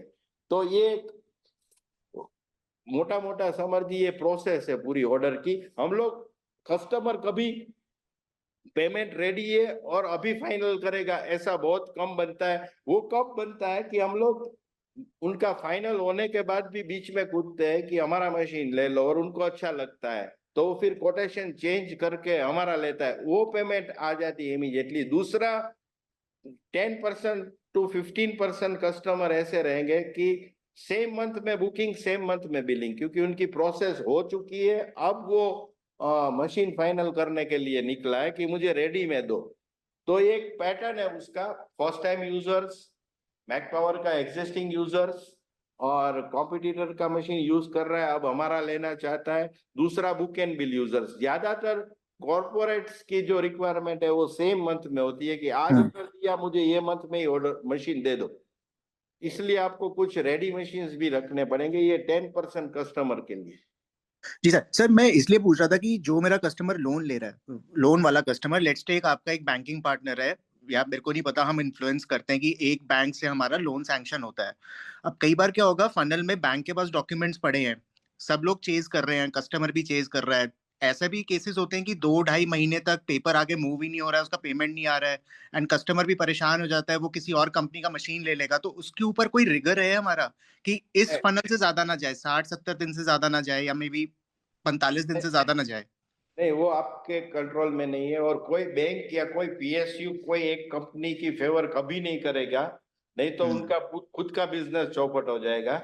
वो जिसका कोटेशन कस्टमर ने रखा है उसको बदलने के लिए वो अलाउ ही नहीं करेगा, अनलेस एंड अनटिल अगर मैं बोलता हूँ कोई बात नहीं, मुझे कोई ऑब्जेक्शन नहीं है, मेरी एनओसी के बगैर वो बदल नहीं सकता है, नंबर 1। मैं दूसरों का बदल नहीं सकता हूँ, तो कस्टमर को माइंड डाइवर्ट करने का काम बैंक या पीएसयू कभी नहीं कर सकेगी, लीगली और मोरली भी, क्योंकि उनका खुद का बिजनेस डिस्टर्ब होगा। हाँ, होता यही चीज है कि कस्टमर के पास उनका पॉल्यूशन का सर्टिफिकेट मांगा है, वो कस्टमर के यहाँ पे कुछ शादी है, वो गया ही नहीं है देने, फिर उन्होंने मांगा है लैंड रेवेन्यू का रिकॉर्ड कि आपका वो जो रेंट एग्रीमेंट हुआ है उसका कॉपी दो, तो कस्टमर ने रेंट एग्रीमेंट किया ही नहीं है। तो ये जो कस्टमर से उनको उनकी प्रोसेस की नॉलेज उनके कंसल्टेंट पहले से ही देते हैं, तो थोड़ा लेथर्जिक डिलेड होता है कस्टमर साइड से पेपर के बारे में। दूसरा होता है बैंक के अंदर, जब कोई ऑफिसर चला गया लोन का, तो वो सारी चीज को वापिस एबीसीडी से, क्योंकि अभी आप थोड़ा देखेंगे तो बैंक मैनेजर की जो रिस्पॉन्सिबिलिटी है लोन डिस्बर्समेंट में पर्सनल पे ले ली है कुछ बैंक्स ने, तो वो क्या करेगा कि ट्रांसफर हुआ है किसी का जिसने 90% प्रोसेस कर लिया था, तो नया ऑफिसर आएगा तो वो वापिस एबीसीडी से स्टार्ट करेगा, तो वो डिलेड हो रहा है, वो फाइनल है। इसके कारण कभी भी 100% जो नाम एज्यूम किए थे कि इनका आएगा, वो आता नहीं है। Understood sir, understood sir. I think एक फाइनल क्वेश्चन, बाकी पार्टिसिपेंट्स भी है, एक final question sir. Structurally next year जो है हमारा, जो कमिंग फाइनेंशियल ईयर है, आई थिंक ये क्वार्टर तो है ही Q4, next year is it fair to assume, because हमारा टॉप लाइन ग्रोथ 10 से 15% ही ग्रो होगा इस साल, whatever be the factor, and हमने काफी मशीन्स भी डेवलप की हैं, सब कुछ किया है, बट नेक्स्ट ईयर मेरा जो मार्जिन है वो हिट लेंगे, बिकॉज हम एग्जीबिशंस में भी पार्ट ले रहे हैं, वहां पे भी हमारा एक एक्सपेंस होगा, आप जर्मनी भी जा रहे हो, तो मेरा जो अभी तक का ट्रेंड था कि मेरा रेवेन्यू 20-25% से ग्रो करता था, मेरा बॉटम लाइन बहुत फास्ट ग्रो करता था, तो next year is it fair to assume कि मेरा जो टॉप लाइन है वो 20-25 से ना करके, मेरे पास वो कैपेसिटी भी है, 1500 से 2500 मशीन्स पे जा रहा हूँ, तो मेरा जो टॉप लाइन है वो 30-35-40% तक ग्रो करने की कैपेबिलिटी है हमारी, बिकॉज बॉटम लाइन पे वो एजम्पशन लेना गलत होगा कि बहुत ज्यादा ग्रो होगी। देखो समर जी, मैं जैसे कि 2500 मशीन की बात कर रहा हूँ, मई से हम लोग प्रोडक्शन स्टार्ट करेंगे 500 मशीन एक्स्ट्रा का, आज के अंदर 2000 मशीन की है, तो 400 करोड़ का हम लोगों के पास कैपेसिटी है। भी नेक्स्ट ईयर में हम पकड़े कि 1 महीना चला गया है, तो मोटा मोटा पकड़े 450 करोड़ का हमारा कैपेसिटी बिल्ड होगा टर्म्स ऑफ रेवेन्यू। उसमें आप 100% कभी जनरेट नहीं कर पाओगे, तो मोटा मोटा आपकी कैपेसिटी है वो 400 से 425 करोड़ की आपके पास कैपेसिटी बिल्ड हो गई। अब कैपेसिटी का इश्यू कभी रहा ही नहीं है। अब आपको करना था कि आपने पहले कैपेसिटी नहीं थी, तो आपने कॉर्पोरेट्स को, एक्सपोर्ट को और काफी एरियाज को एग्जीक्यूट नहीं किया था। आपके पास मैन पावर ही 100 थे, अब आपके पास 225 है, तो हमने एग्जीबिशनों पे एग्रेशन दिखाया, फिर हमने सेल्स एंड सर्विस फोर्स बढ़ाई है, एग्जीबिशंस के बाद हम लोग बाहर के एक्सपोर्ट के लिए भी एग्रेशन दिखा रहे हैं, तो अभी ऑर्डर बुक अच्छा आएगा, पेमेंट आएगा उनका, तो अपने पास 400 से 425 करोड़ की प्रोडक्शन की कैपेसिटी बिल्ड हो जाएगी। तो मुझे लगता है कि हम लोग जिस हिसाब से एग्रेशन दिखा रहे हैं, तो इनिशियली कॉस्ट तो बढ़ेगा ही बढ़ेगा, लेकिन टॉप लाइन भी आपका काफी अच्छा बढ़ेगा। साथ में जब कॉस्ट बढ़ता है, तो आपने देखा होगा कि हम लोग साथ में बैकवर्ड इंटीग्रेशंस भी बढ़ा रहे हैं, तो मार्जिन्स पे भी इम्प्रूवमेंट दिख रहा है, और जो कॉस्ट बढ़ेगा उसके सामने हायर एंड मशीन्स का जो रेवेन्यू है, ये नए फाइनेंशियल ईयर में काफी बड़ा दिखेगा, जिसमें मार्जिन्स बहुत ज्यादा रहेगी, जो हमारी पास्ट में उतनी नहीं थी। हायर एंड पे टर्निंग और वीएमसी पे ही ज्यादा फोकस था। इस बार नए 26 में हमें डबल कॉलम, वीटीएल और बड़ी मशीनों की काफी अच्छी ऑर्डर बुक्स और अच्छा एग्जीक्यूशन देखने को मिलेगा। ठीक है sir, thank you sir, I will join back the queue and wish Mac Power the best sir. Thank you sir. Thank you very much. Thank you. We'll move to the next participant. Piyush Jain, you can unmute and ask your questions.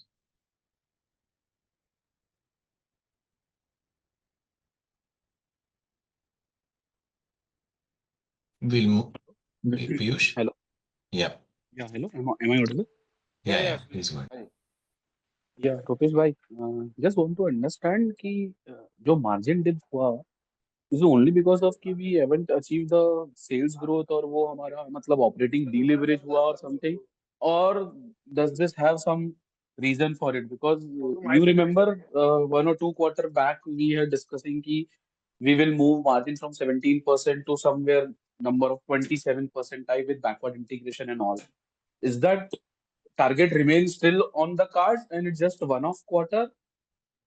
नहीं, एक ही quarter में आप देखो पीयूष जी की हमारी raw material की cost है वो 62-63% के आसपास आ गई कंपेयर टू आप लास्ट ईयर देखेंगे तो मार्जिन में डेफिनेटली रॉ मटेरियल की कॉस्ट जो है वो ही इफेक्ट करती है और हायर एंड मशीन्स करती है, तो वो आपको दिखने को मिलेगा Q3 में भी कि raw material Q3 versus last year Q3 देखेंगे तो 5 से 6% का रॉ मटेरियल का कंजप्शन और मार्जिन में इंप्रूवमेंट है। सेकंड जो एक्सपेंस बढ़े हमारा Q3 last year versus this year वो मेरे ख्याल से 4 या 5 करोड़ का कितना है employee cost 9 month to 9 month हमारा जो सैलरी कॉस्ट है वो बढ़ा है। दूसरा डेप्रिसिएशन का कॉस्ट जो है वो 9 मंथ टू 9 मंथ कितना है 1.40 करोड़ बढ़ा है। तो मेन थिंग यही हुआ है पीयूष भाई कि मार्जिन्स में इंप्रूवमेंट डेफिनेट हुआ है, लेकिन एक्सपेंस के सामने जो रेवेन्यू ग्रोथ होना चाहिए था वो नहीं हुआ है, उसका हिसाब से वो EBITDA पे आपको असर दिख रहा है। So when we will again back on track, at least 17% type of number which we used to do next quarter, next year, after 2 quarters, how you are seeing raw material cost is stabilizing in this quarter or what?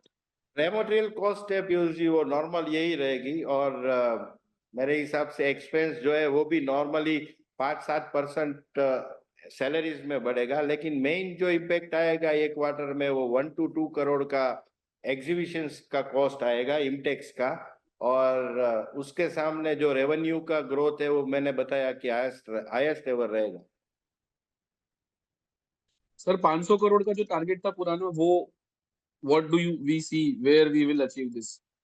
मुझे लगता है कि वो नए plant से करेंगे। अभी capacity 500 crore की बिल्ड हो जाएगी नए फाइनेंशियल ईयर में, ऑलमोस्ट 450 करोड़, क्योंकि मई में हम चालू करेंगे 500 का, तो 450 से 500 करोड़ के बीच का कैपेसिटी बिल्ड हो जाएगा नेक्स्ट फाइनेंशियल में ही। और जो सेल्स फोर्स हमने बढ़ाई है और अप्रैल में जो सेल्स कॉन्फ्रेंस है प्लस जो एग्जीक्यूट नहीं हुई है वो ऑर्डर बुक फॉरवर्ड होगी, तो हमें नए ऑर्डर्स जो है वो 400 करोड़ के चाहिए। हम टारगेट 500 करोड़ का सेल्स फोर्स को देके आगे बढ़ रहे हैं, प्लस जो रोल ओवर होगी 31 मार्च को जो ऑर्डर बुक वो सब मिला के 500 करोड़ का ऑर्डर बुक हो सकता है नया फाइनेंशियल में रोल ओवर के साथ में। उसमें से मेरे हिसाब से पेमेंट आता नहीं है, आता है ऐसा हम लोग पकड़े तो 350 से 400 करोड़ के बीच में मुझे लगता है कि because of higher value higher and machines उसके कारण हम लोग टॉप लाइन है वहां तक लेके जा सकते हैं। सर बीच में 1 or 2 क्वार्टर बैक आपने कुछ एक फॉरेन की किसी से कुछ जेवी की बारे में भी बात की थी कि एक फाइनल स्टेज पे चल रहा है कुछ discussion and you will get into some JV और समथिंग। और दूसरा एक ये था कि आपने कुछ ये भी बोला था कि डिफेंस वाले चीजों पे भी आप कुछ बिड करने वाले हैं and you are expecting some defence related में भी सीएनसी मशीन के ऑर्डर्स मिलेंगे। ये दोनों पे कुछ अपडेट बताएंगे क्या रुपेश भाई? आओ तो डिफेंस ना पेंडिंग ऑर्डर जेवी के अंदर पीयूष भाई, पहला तो डिस्कशन अभी भी चालू है, लेकिन उनका एग्जीक्यूशन करने के लिए सबसे पहला हमें रिक्वायरमेंट है कि एक्सपांशन जब जेवी करेंगे तो उनके साथ हमें नई लैंड पे ही करना पड़ेगा, नए एरिया में नई एंटिटी के साथ वहां पे हम लोग जेवी करेंगे। उसके लिए अभी भी हमारा डिस्कशन चालू है, दे आर रेडी, लेकिन हमारे पास ये लैंड आ जाने के बाद हम लोग जेवी में या सितंबर एग्जीबिशंस पे मेरे ख्याल से एग्जीक्यूट करेंगे जेवी की बात को। और आज भी डिफेंस के मेरे पास 17 करोड़ के पेंडिंग ऑर्डर्स है पीयूष जी, और डिफेंस की जो बिड सबमिटेड है हमारी अब तक जो येट टू बी ओपन, और ज्यादातर वो फरवरी एंड मार्च में ही ओपन होते हैं क्योंकि इनका बजट लैप्स हो जाएगा। तो 377 करोड़ की पीयूष भाई ऑर्डर हमने अभी तक बीड सबमिटेड की है और 17 करोड़ की ऑर्डर्स अभी भी हमारे पास डिफेंस की अपने पास है, जिसको हम लोग रोल ओवर भी होगी क्योंकि बहुत बड़ी मशीनें हैं कुछ, और कुछ मशीन है वो ये क्वार्टर में हम एग्जीक्यूट करेंगे। रुपेश भाई एक लास्ट चीज बस, मतलब इसके पहले भी जितने बार भी मैंने आपसे बात की है, जितने बार भी हम इंटरेक्ट किए हैं, every call I have attended and I have got the opportunity to have a word with you, we were always sounding bullish कि there is so much of demand in the CNC machines and all, and you are also not running for a turnover or something. You are seeing the growth where the profit is there. You have some your criteria कि मैं वही धंधा करूंगा जिसमें profit बचता है, मैं turnover के लिए नहीं भागूंगा। बिकॉज आपने पहले भी बीच में बोला था टाटा वाटा की कुछ मशीन्स की रिक्वायरमेंट थी जो उनकी अलग टर्म्स पे थी, जो आपको नहीं जमी, आपने नहीं करी। Do you see some signs of some growth slowdown or something subdued as per you, which you were expecting maybe a 6 months back? थोड़ा सा मतलब एनवायरनमेंट थोड़ा सा डाउन हो गया है, जहाँ पे हमको भी हमारी सेल्स ग्रोथ थोड़ी सी मतलब आर वी जस्ट मतलब गोइंग दैट कि हम वो लेवल पे सेल्स ग्रोथ नहीं करें? आपका क्वेश्चन समझ गया।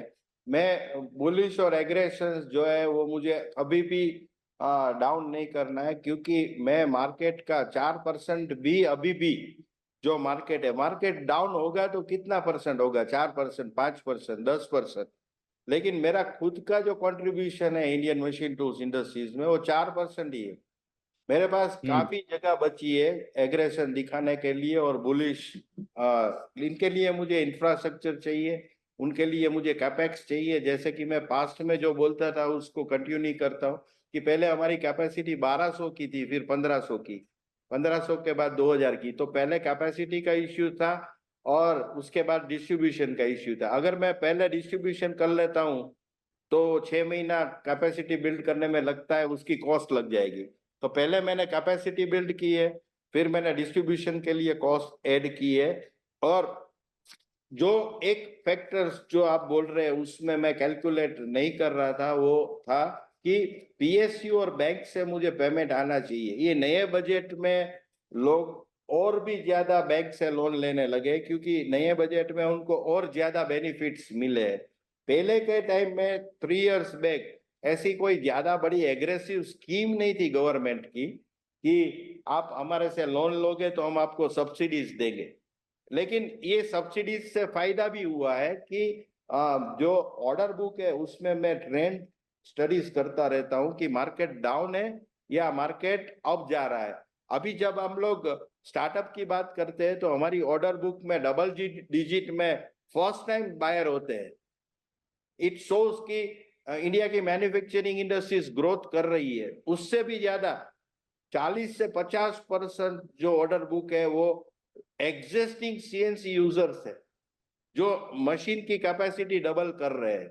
तीसरा ट्रेंड ये देखा मैंने कि इंडिया की ग्रोथ मैन्युफैक्चरिंग की होती है कि नहीं होती है। अभी इतना इजी पेमेंट मिल रहा था, सब्सिडीज मिल रही थी, तो लोग क्या सोचते हैं कि मैं 24 घंटा क्यों चलाऊं, मुझे रात की प्रोडक्शन डिस्टर्बेंस हो रही है। तो मेरे पास ऐसे कस्टमर है जिन्होंने कैपेसिटी बिल्ड नहीं की है लेकिन उन्होंने शिफ्ट कम कर दी और मशीनें ऐड की कि रात को मुझे रिजेक्शन और नाइट की जो पोल्यूशन है वो नहीं चाहिए। तो मुझे लगता है कि अभी भी मुझे बुलिश और एग्रेशंस जो है वो कंटिन्यू करना चाहिए क्योंकि 4% कुछ भी नहीं है। मैं मिनिमम 10 डबल डिजिट का प्लेयर हूँ। उसके लिए मुझे ग्रेजुअल ग्रोथ करनी थी, वो मैंने की है प्रोडक्शन बढ़ाने के लिए। अब हम लोगों ने रुपेश भाई एक ही चीज नो, आपके एग्जीक्यूशन पे कोई क्वेश्चन नहीं है। We have seen you last many years. सिर्फ एक ही चीज नाउ, जैसे अभी हम 2500 मशीन का कैपेसिटी हो जाएंगे, ठीक है।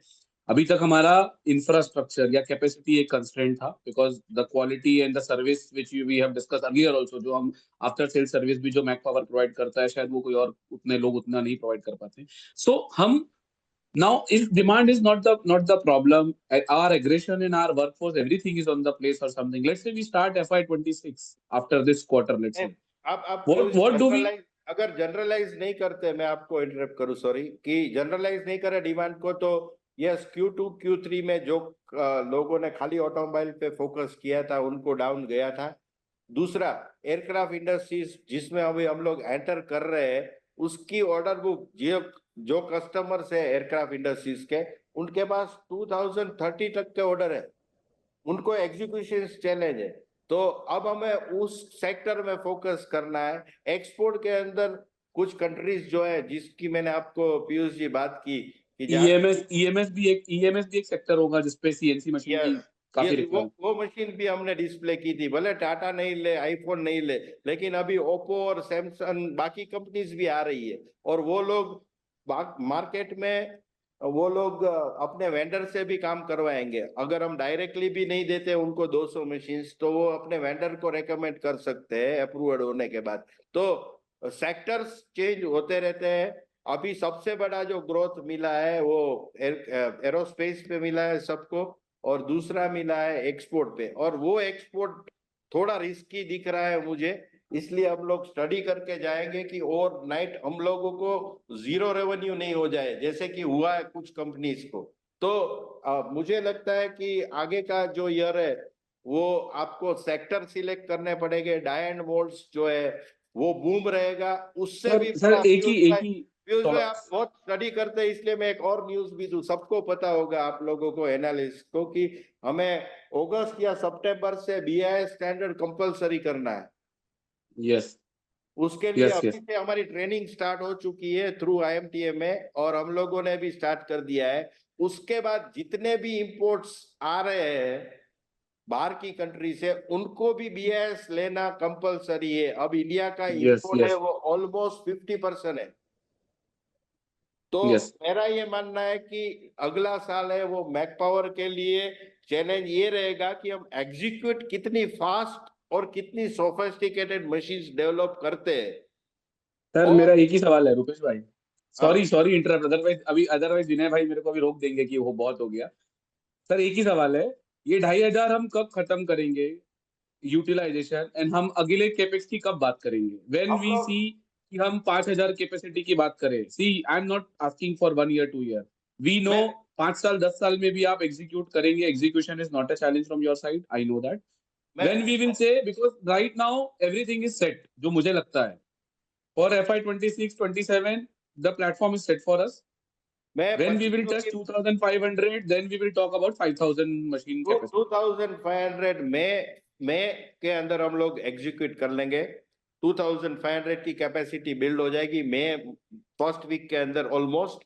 और नहीं सर, यूटिलाइजेशन कब कर पाएंगे 100%? यूटिलाइजेशन अभी हमने 500 मशीन ऐड कर दिया, तो उसका प्रोडक्शन स्टार्ट हो गया मई से, तो 500 मशीन ऐड हो गया मई से, उसका आपका यूटिलाइजेशन 500 एक्स्ट्रा का 2000 तो आपके पास पीयूष भाई एग्जिस्टिंग प्लांट में है ही, उसका यूटिलाइजेशन तो हो रहा है।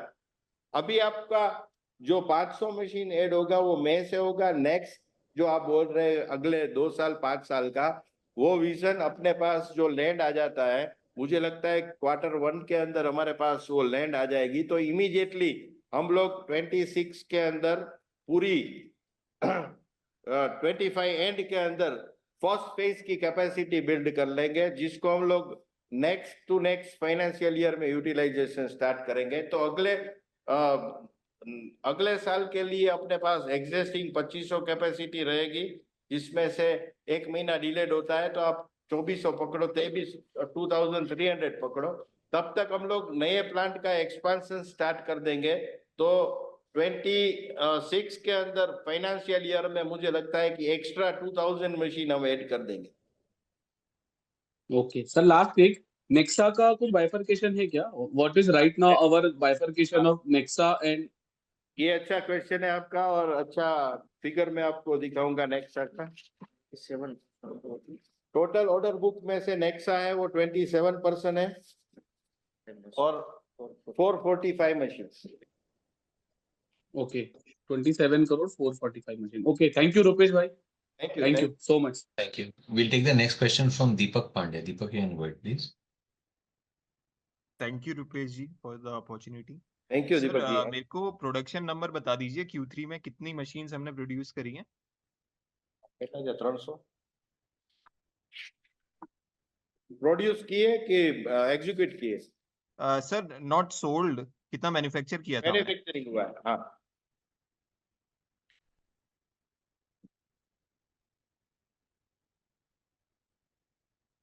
આપણે એક્ઝિક્યુટ કરી લીધું 324 टोटल हमारा बना है वहां पे 369 मशीन्स प्रोडक्शन हुई है नई हर महीने कुछ ना कुछ इन्वेंट्री फॉरवर्ड मिलती है सो Q3 में 369 इंक्लूडिंग एक्सक्लूडिंग इम्टेक्स मशीन हमने बहुत टाइम पहले ही स्टार्ट कर दिया था क्योंकि एकदम न्यू जनरेशन सोफिस्टिकेटेड मशीन्स था तो 6 महीने से बन रहा था टोटल इम्टेक्स को निकालेंगे तो 369 मशीन्स हमने प्रोडक्शन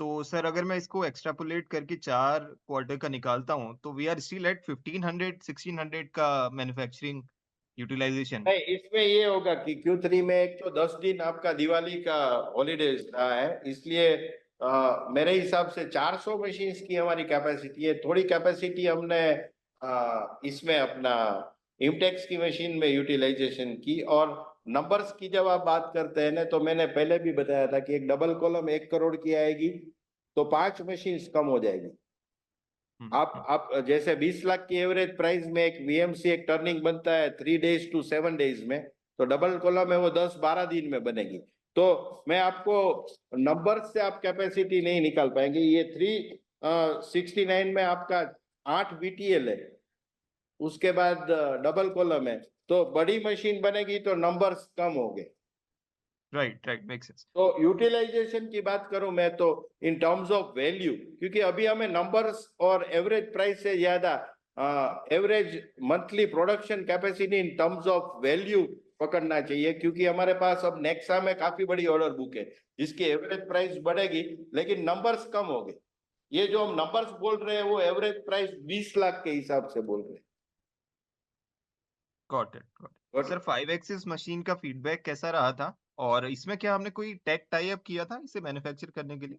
नहीं कोई टेक टाइप की जरूरत नहीं पड़ी थी पास्ट में हमने ये मशीन्स डिफेंस को सप्लाई की हुई है लेकिन ये ओल्ड वर्जन था ये न्यू वर्जन है और अपने पास वो कैपेसिटी इन हाउस पहले से ही थी कुछ डिस्प्ले करने के लिए कुछ कस्टमर्स चाहिए इतनी बड़ी प्रोडक्शन लाइन को ठप करके कोई एक्स्ट्रा मशीन बनाना इतनी बड़ी ऑर्डर बुक के साथ में फिर भी एग्जीबिशन था और कुछ कस्टमर्स ने एश्योरेंस दिया था कि आप बनाओ हम लेंगे और वो मशीन्स के लिए हमें ज्यादा कोई बार की जरूरत नहीं पड़ी है और वो मशीन्स नई जनरेशन के साथ हमने डिस्प्ले की थी जिसमें 0 बैकलेस था HS के 12,000 स्पीड और गैंट्री स्ट्रक्चर था तो अभी हम वो मशीन्स है वो मार्च में जिस कस्टमर के लिए बनाई उसको दे रहे हैं।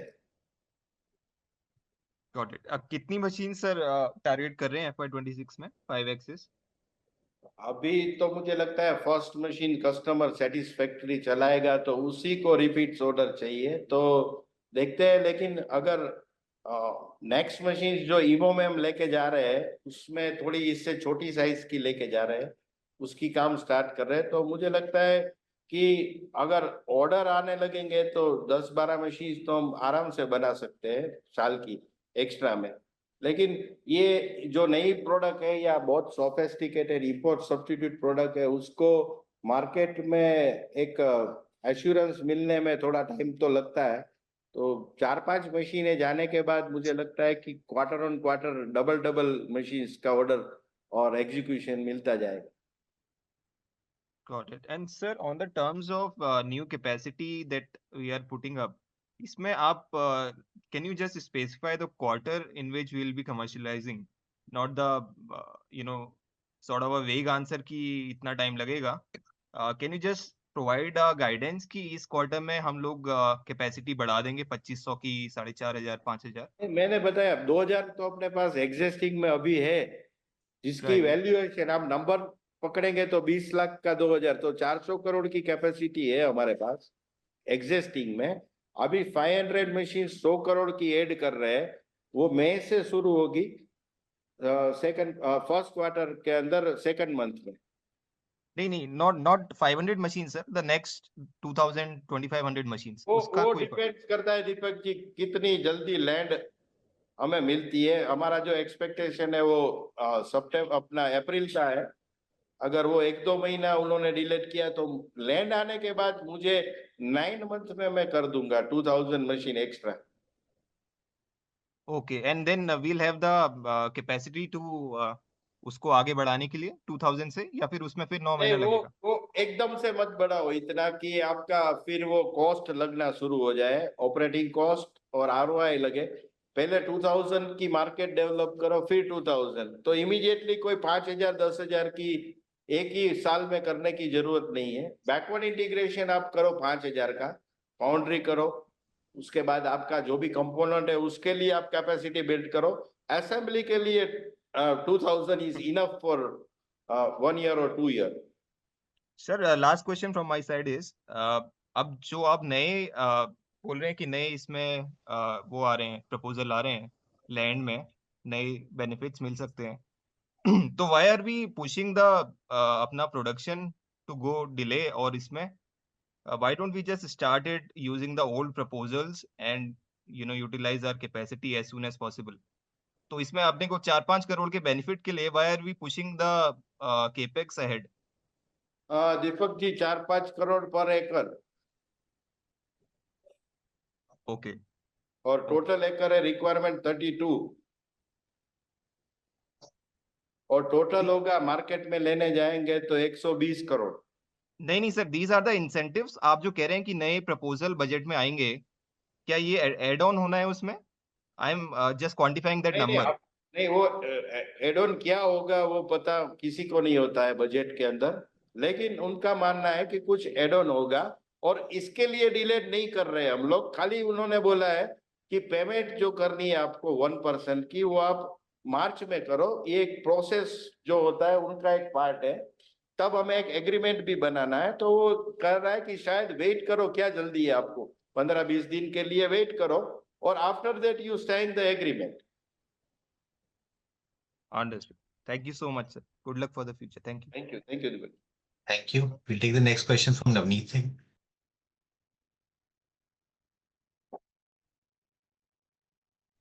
Thank you for. Navneet Singh. Yeah. Am I audible? Yeah, no, आप audible. तो मेरा क्वेश्चन जो है ये हमारे इंपोर्ट डिपेंडेंसीज क्या क्या है और सप्लाई चेन डिसरप्शन का क्या क्या इफेक्ट पड़ सकता है? पहला क्वेश्चन क्या था नवनीत जी?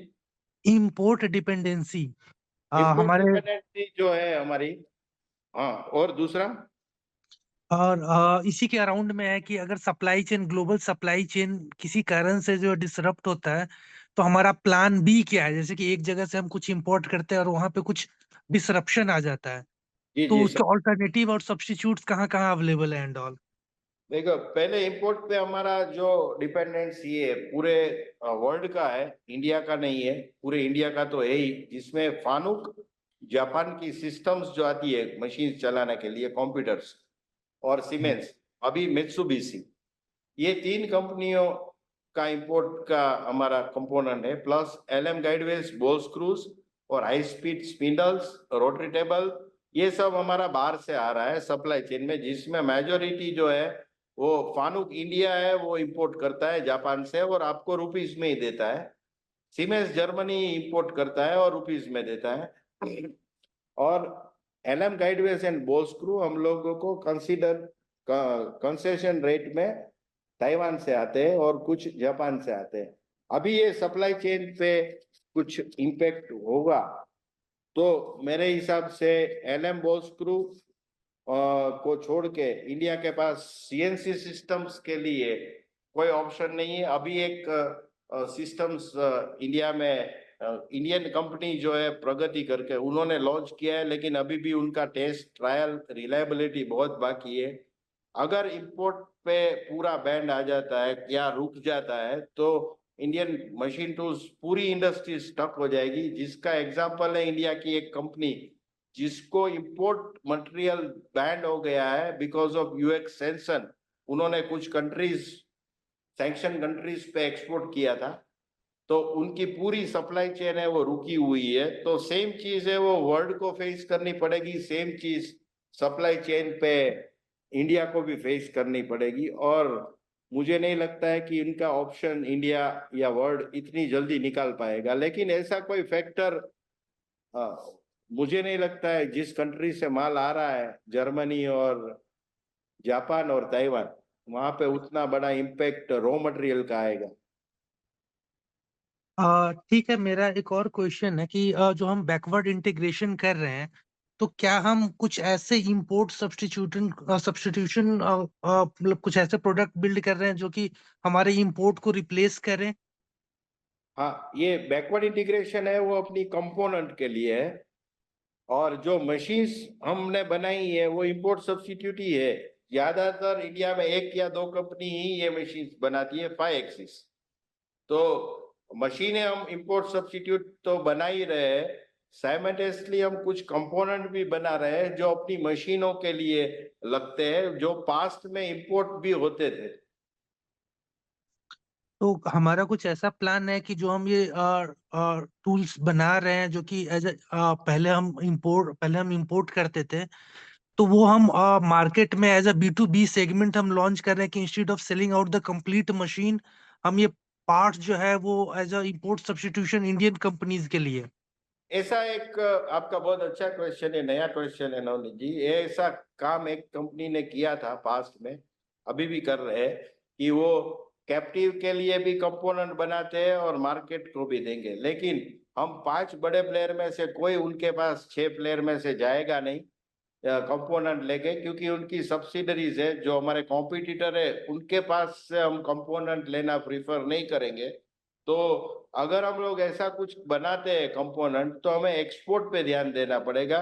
डोमेस्टिक में आपके पास से कोई OEM माल नहीं लेगा। ठीक है, समझ गया। और Navneet, मेरा can we move last. to the next participants now? Sure sure. Yeah. We'll take the next question from Ajay Surya. Ajay, you can go ahead, please. Sir my question is, sir जैसे इस quarter अपन ने देखा कि majorly payment issue की वजह से अपना execution थोड़ा मतलब डिफर हुआ, तो सर पास्ट में भी कहीं पर ऐसा हुआ होगा जहाँ पे मतलब पेमेंट की इशू की वजह से अपना जो नॉर्मल टारगेट होता है फॉर क्वार्टर वो ऊपर नीचे हुआ होगा। तो सर नॉर्मली एक क्वेश्चन ये था कि ये परसेंटेज कितना रहता है? देखो पहले अजय भाई, एक तो पहले जो रोल ओवर हुआ था वो एग्जीबिशंस की मशीन कस्टमर की थी, इसलिए पास्ट में ऐसा नहीं हुआ है, क्योंकि हमने 6 साल से इमटेक्स एग्जीबिशन किया ही नहीं है।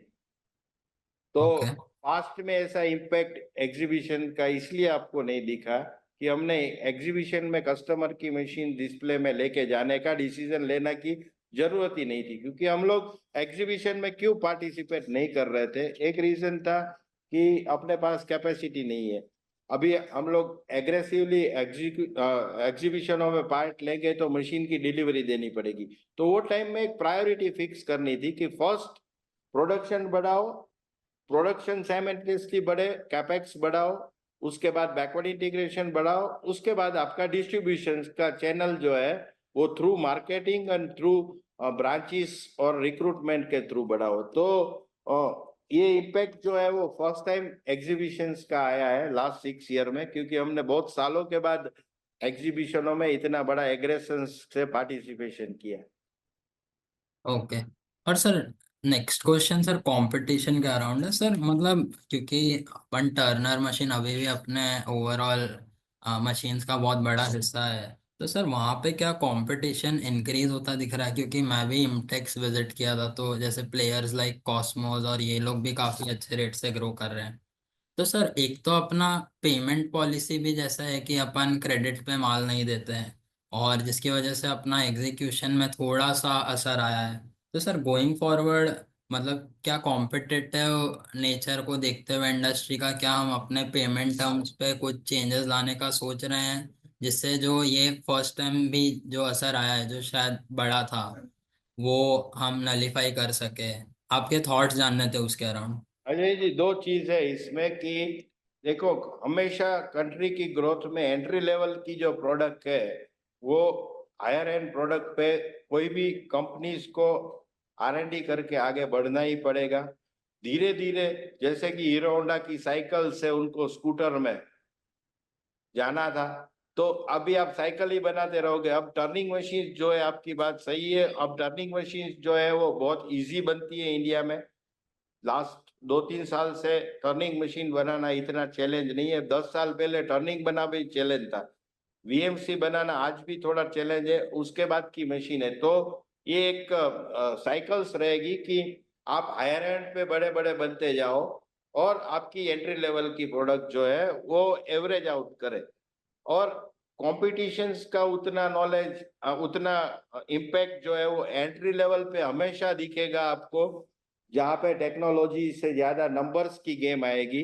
दूसरा जो है, क्रेडिट की आपने बात की अजय जी, उसमें दो चीज है कि कोई बड़ा कॉरपोरेट से जिसकी एलसी हमें मिलती है या फिर जिसकी एश्योरेंस हमें बैंक गारंटी के सिवा पीडीसी चेक्स या फिर कोई अपना प्रॉमिसरी नोट के साथ मिलती है, तो 1-2 कस्टमर पे हम लोग वो एक्सपेरिमेंट करेंगे, कर रहे हैं। लेकिन जहाँ पे कस्टमर जो है वो फर्स्ट टाइम है, हम जानते भी नहीं है, और फिर मैं आपकी रेवेन्यू जनरेट करने के लिए फिर हर साल बैड डेट में दिखाता रहा हूँ 10 करोड़ बैड डेट है, तो एक नया क्वेश्चन आपका अगले साल ये आएगा कि 5 करोड़ बैड डेट क्यों दिख रही है। तो वो संभल के जाना है। खाली रेवेन्यू जनरेशन करने के लिए, सेल्स दिखाने के लिए हम लोग कस्टमर को बिना समझे देंगे तो फिर वो नेक्स्ट ईयर में मुझे बैड डेट का क्वेश्चंस का आंसर देना है, और वो मेरी टीम जो है आंसर से ज्यादा, वो जिसके लिए मैं इतना पेमेंट, उसको सैलरी, कार और इतना अलाउंस देता हूँ, वो बेचारा रोज सेल्स करने की जगह पे पेमेंट कलेक्शन पे ही पूरा दिन निकाल देगा। तो वो मुझे लगता है कि आइडिया ठीक नहीं है। लगता है कि रेवेन्यू बढ़ानी है आपको तो आप नंबर्स बढ़ाओ और एग्रेशन दिखाओ और ज्यादा नंबर्स करो, और जो आपकी सिलेक्शन ऑफ कस्टमर है, जिसकी मशीन आपने शॉप फ्लोर पे प्लानिंग में ली है, उसकी एक्यूरेसी के लिए और ज्यादा मैकेनिज्म बनाओ कि किसका पेमेंट 100% आने वाला है, उसकी मशीन शॉप फ्लोर में।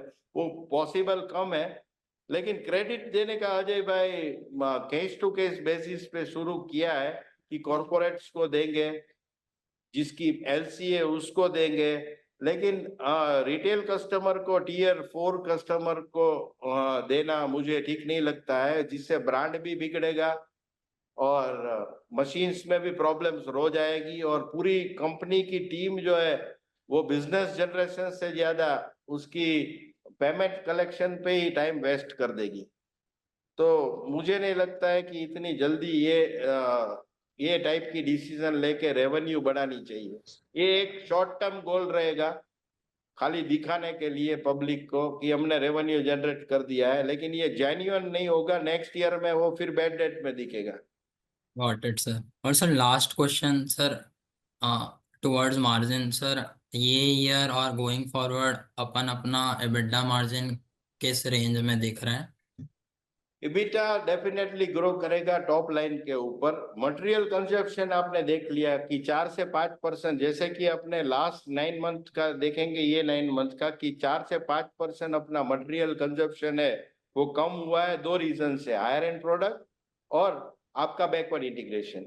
सेम जर्नी अगर हम लोग टॉप लाइन अच्छी ग्रो कर रहे हैं तो डेफिनेटली यू कैन कैलकुलेट कि हम इबिटा मार्जिन 20 के आसपास आराम से लेके आ सकते। Got it. और सर ये ईयर का कोई एबिटा का टारगेट, एबिटा मार्जिन का? ये ईयर का तो अभी 4th क्वार्टर कंप्लीट होने दो, इसमें हाईएस्ट कर लेंगे। बाकी 9 मंथ का तो आपके पास है balance sheet. Got it sir, all the very best. Thank you, thank you. Thank you. We'll take the last question for the day from Pratik Kothari. Pratik, you can go ahead, please.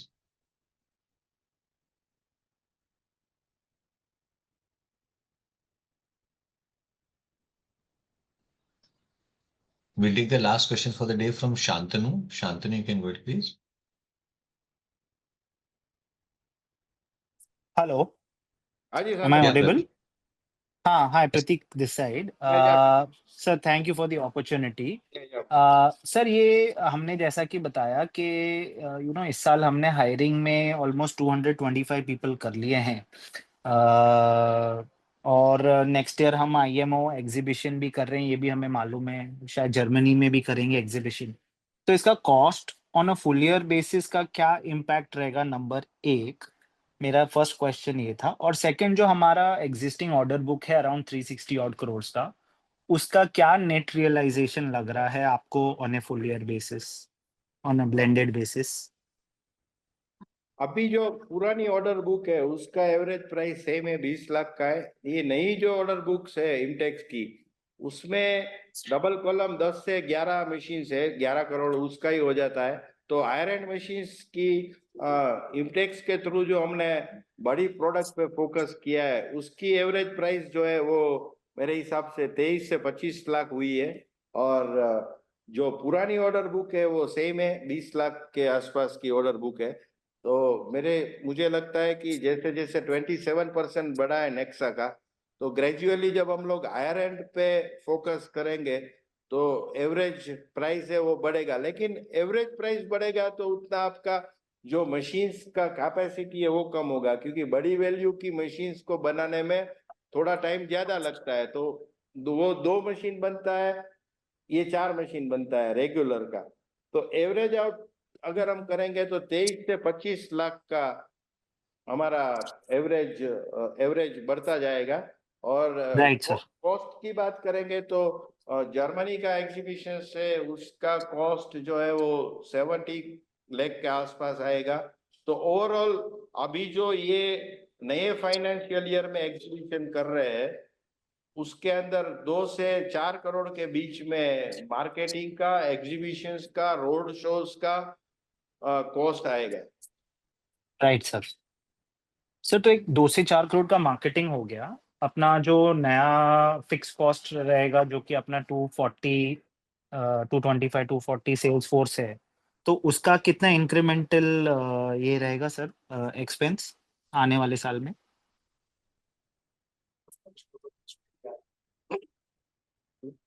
Self service team का नहीं, almost अभी जो cost है प्रतीक भाई वो 225 का cost आ चुका है। अब आएगा वो मैक्सिमम 10% मैक्सिमम हो सकता है। कुछ एरियाज नए डेवलप करेंगे जहाँ पे, बाकी जितने भी ऑफिस है almost we are covering 39 cities. और बराबर। ब्रांच बनानी थी, टैक्स सेंटर बनाने थे, ऑफिस बनानी थी, रिक्रूटमेंट करनी थी, उसका 95% काम हो चुका है। तो ओके सर। अब मुझे लगता है कि थोड़ा जो मार्च का इंक्रीमेंट है और जो 8-10 लोगों का शॉर्टेज है उसको छोड़ के ज्यादा डिस्ट्रीब्यूशनों पे कॉस्ट नहीं आए वो सो मोटा मोटी जो अपना जो अभी इस क्वार्टर में आया है या जो अपना मार्च क्वार्टर में आएगा कॉस्ट का फिगर फॉर एम्प्लॉय एक्सपेंस, वो मतलब सेम रहना चाहिए अगले साल में, क्या ये एक्सपेक्ट कर सकते हैं? इसमें 10% पकड़ सकते हैं। एक तो इंक्रीमेंट आएगा मार्च में, अप्रैल में, right next sir. Right sir. Plus 10% force भी थोड़ी नए एरिया डेवलप करने के लिए बढ़ाएंगे। तो मोटा मोटा जो भी कॉस्ट है उसका 10% कॉस्ट डिस्ट्रीब्यूशन का बढ़ेगा। बराबर है। और सर ये जो हमारा 20 लाख का जो मशीन का रियलाइजेशन है, तो नेक्स्ट ईयर फुल ईयर पे क्या हम टारगेट कर सकते हैं कि 21 से 22 लाख तक पहुंच सकता है, या आपका क्या मतलब अजम्पशन है based on our next year order में बुक? प्रतीक भाई अगर आपने 25 लाख भी किया तो आपका 2500 मशीन नहीं बनेगा, फिर उतना कम हो जाएगा। तो नहीं, अभी जो अपने पास जो ऑर्डर्स हैं अपने हाथ में, तो वो आप कह रहे हैं उनका रियलाइजेशन 20 लाख के आसपास ही है, जो 350 करोड़ का लगभग ऑर्डर इसमें बुक 2 है? चीज डिपेंड करेगी। एक आपके कंट्रोल में नहीं है वो, एक तो अपने पास जो नेक्सा की आयर एंड मशीन्स की ऑर्डर बुक बढ़ी है उससे आपका रियलाइजेशन बढ़ेगा जो आपके कंट्रोल में है। दूसरा है कि अभी गवर्नमेंट की जो टेंडर्स है उसमें आपका जो L1 थियरी है कि आपको वो टेंडर बीड लग गया, उसके कारण भी रियलाइजेशन आपको क्वार्टर ऑन क्वार्टर बहुत बड़ा जंप करता हुआ दिखेगा। जैसे कि एक 2.5 करोड़ की मशीन मई में एग्जीक्यूट हो रही है, तो वो वन मशीन 2.5 करोड़ की, कहाँ 20 लाख और कहाँ अभी एक ओपन हो रहा है फ्राइडे को जिसकी हमारी बिडिंग की वैल्यू है 1 मशीन की 9.5 करोड़। Right sir. तो एवरेज प्राइस रियलाइजेशन है वो डिपेंड्स ऑन आपकी टेंडर ओपनिंग में आपको कौन सी बड़ी मशीन लगती है उसके ऊपर है। और दूसरा है कि आप ऑर्डर आपके बड़ी मशीन्स के आ गए हैं, लेकिन आप एग्जीक्यूट कितनी फास्ट कर पाते हैं उसके ऊपर है। लेकिन डेफिनेटली नेक्स्ट फाइनेंशियल ईयर में एवरेज प्राइस रियलाइजेशन बढ़ता हुआ दिखेगा। सर मोटा मोटी मेरा क्वेश्चन मतलब फाइनली ये दो पूछने का यही मतलब था कि even with the increase cost और जो विजिबिलिटी है अपने पास में ऑर्डर बुक का, क्या हम 7 to 8% kind of a margin, net profit margin maintain कर सकते हैं, या आपको लगता है कि 10% तक पहुंच सकते हैं जो लास्ट ईयर था अपना रफली? मुझे लगता है कि जो टॉप लाइन और जो एक्सपेंस और मार्केटिंग सब कॉस्ट अगर मैं करूँ तो हम लोग डबल डिजिट से कम तो नहीं करेंगे next. Right sir.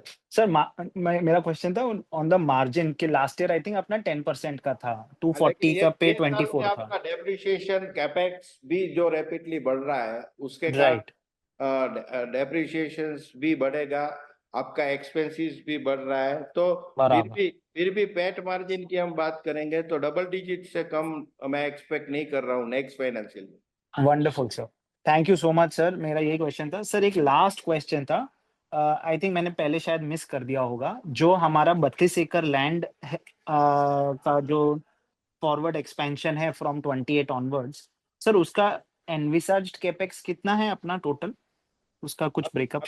Phase wise जाएंगे, मैंने ये आंसर दिया था शायद कि अच्छा मेरा मिस हो गया था। फेज वाइज जाएंगे। फर्स्ट लैंड आने के बाद फर्स्ट फेज में हम लोग 100 करोड़ करेंगे, दूसरे फेज में दूसरा 100, क्योंकि लैंड की आपकी कोई कॉस्ट नहीं है, नहीं तो आपका 100 करोड़ से कुछ नहीं होता, लैंड की कीमत ही 120 करोड़ है। Right sir. Thank you. Thank you, sir. Thank you to all the participants for joining on the call, and thank you to the management team for giving us their valuable time. This brings us to the end of today's conference call. Thank you, Vinay ji, to arranging a very nice conference call.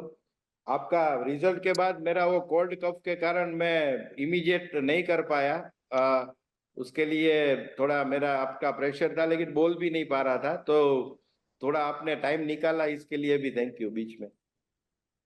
Thank you, sir, and you may all disconnect now. Thank you so much.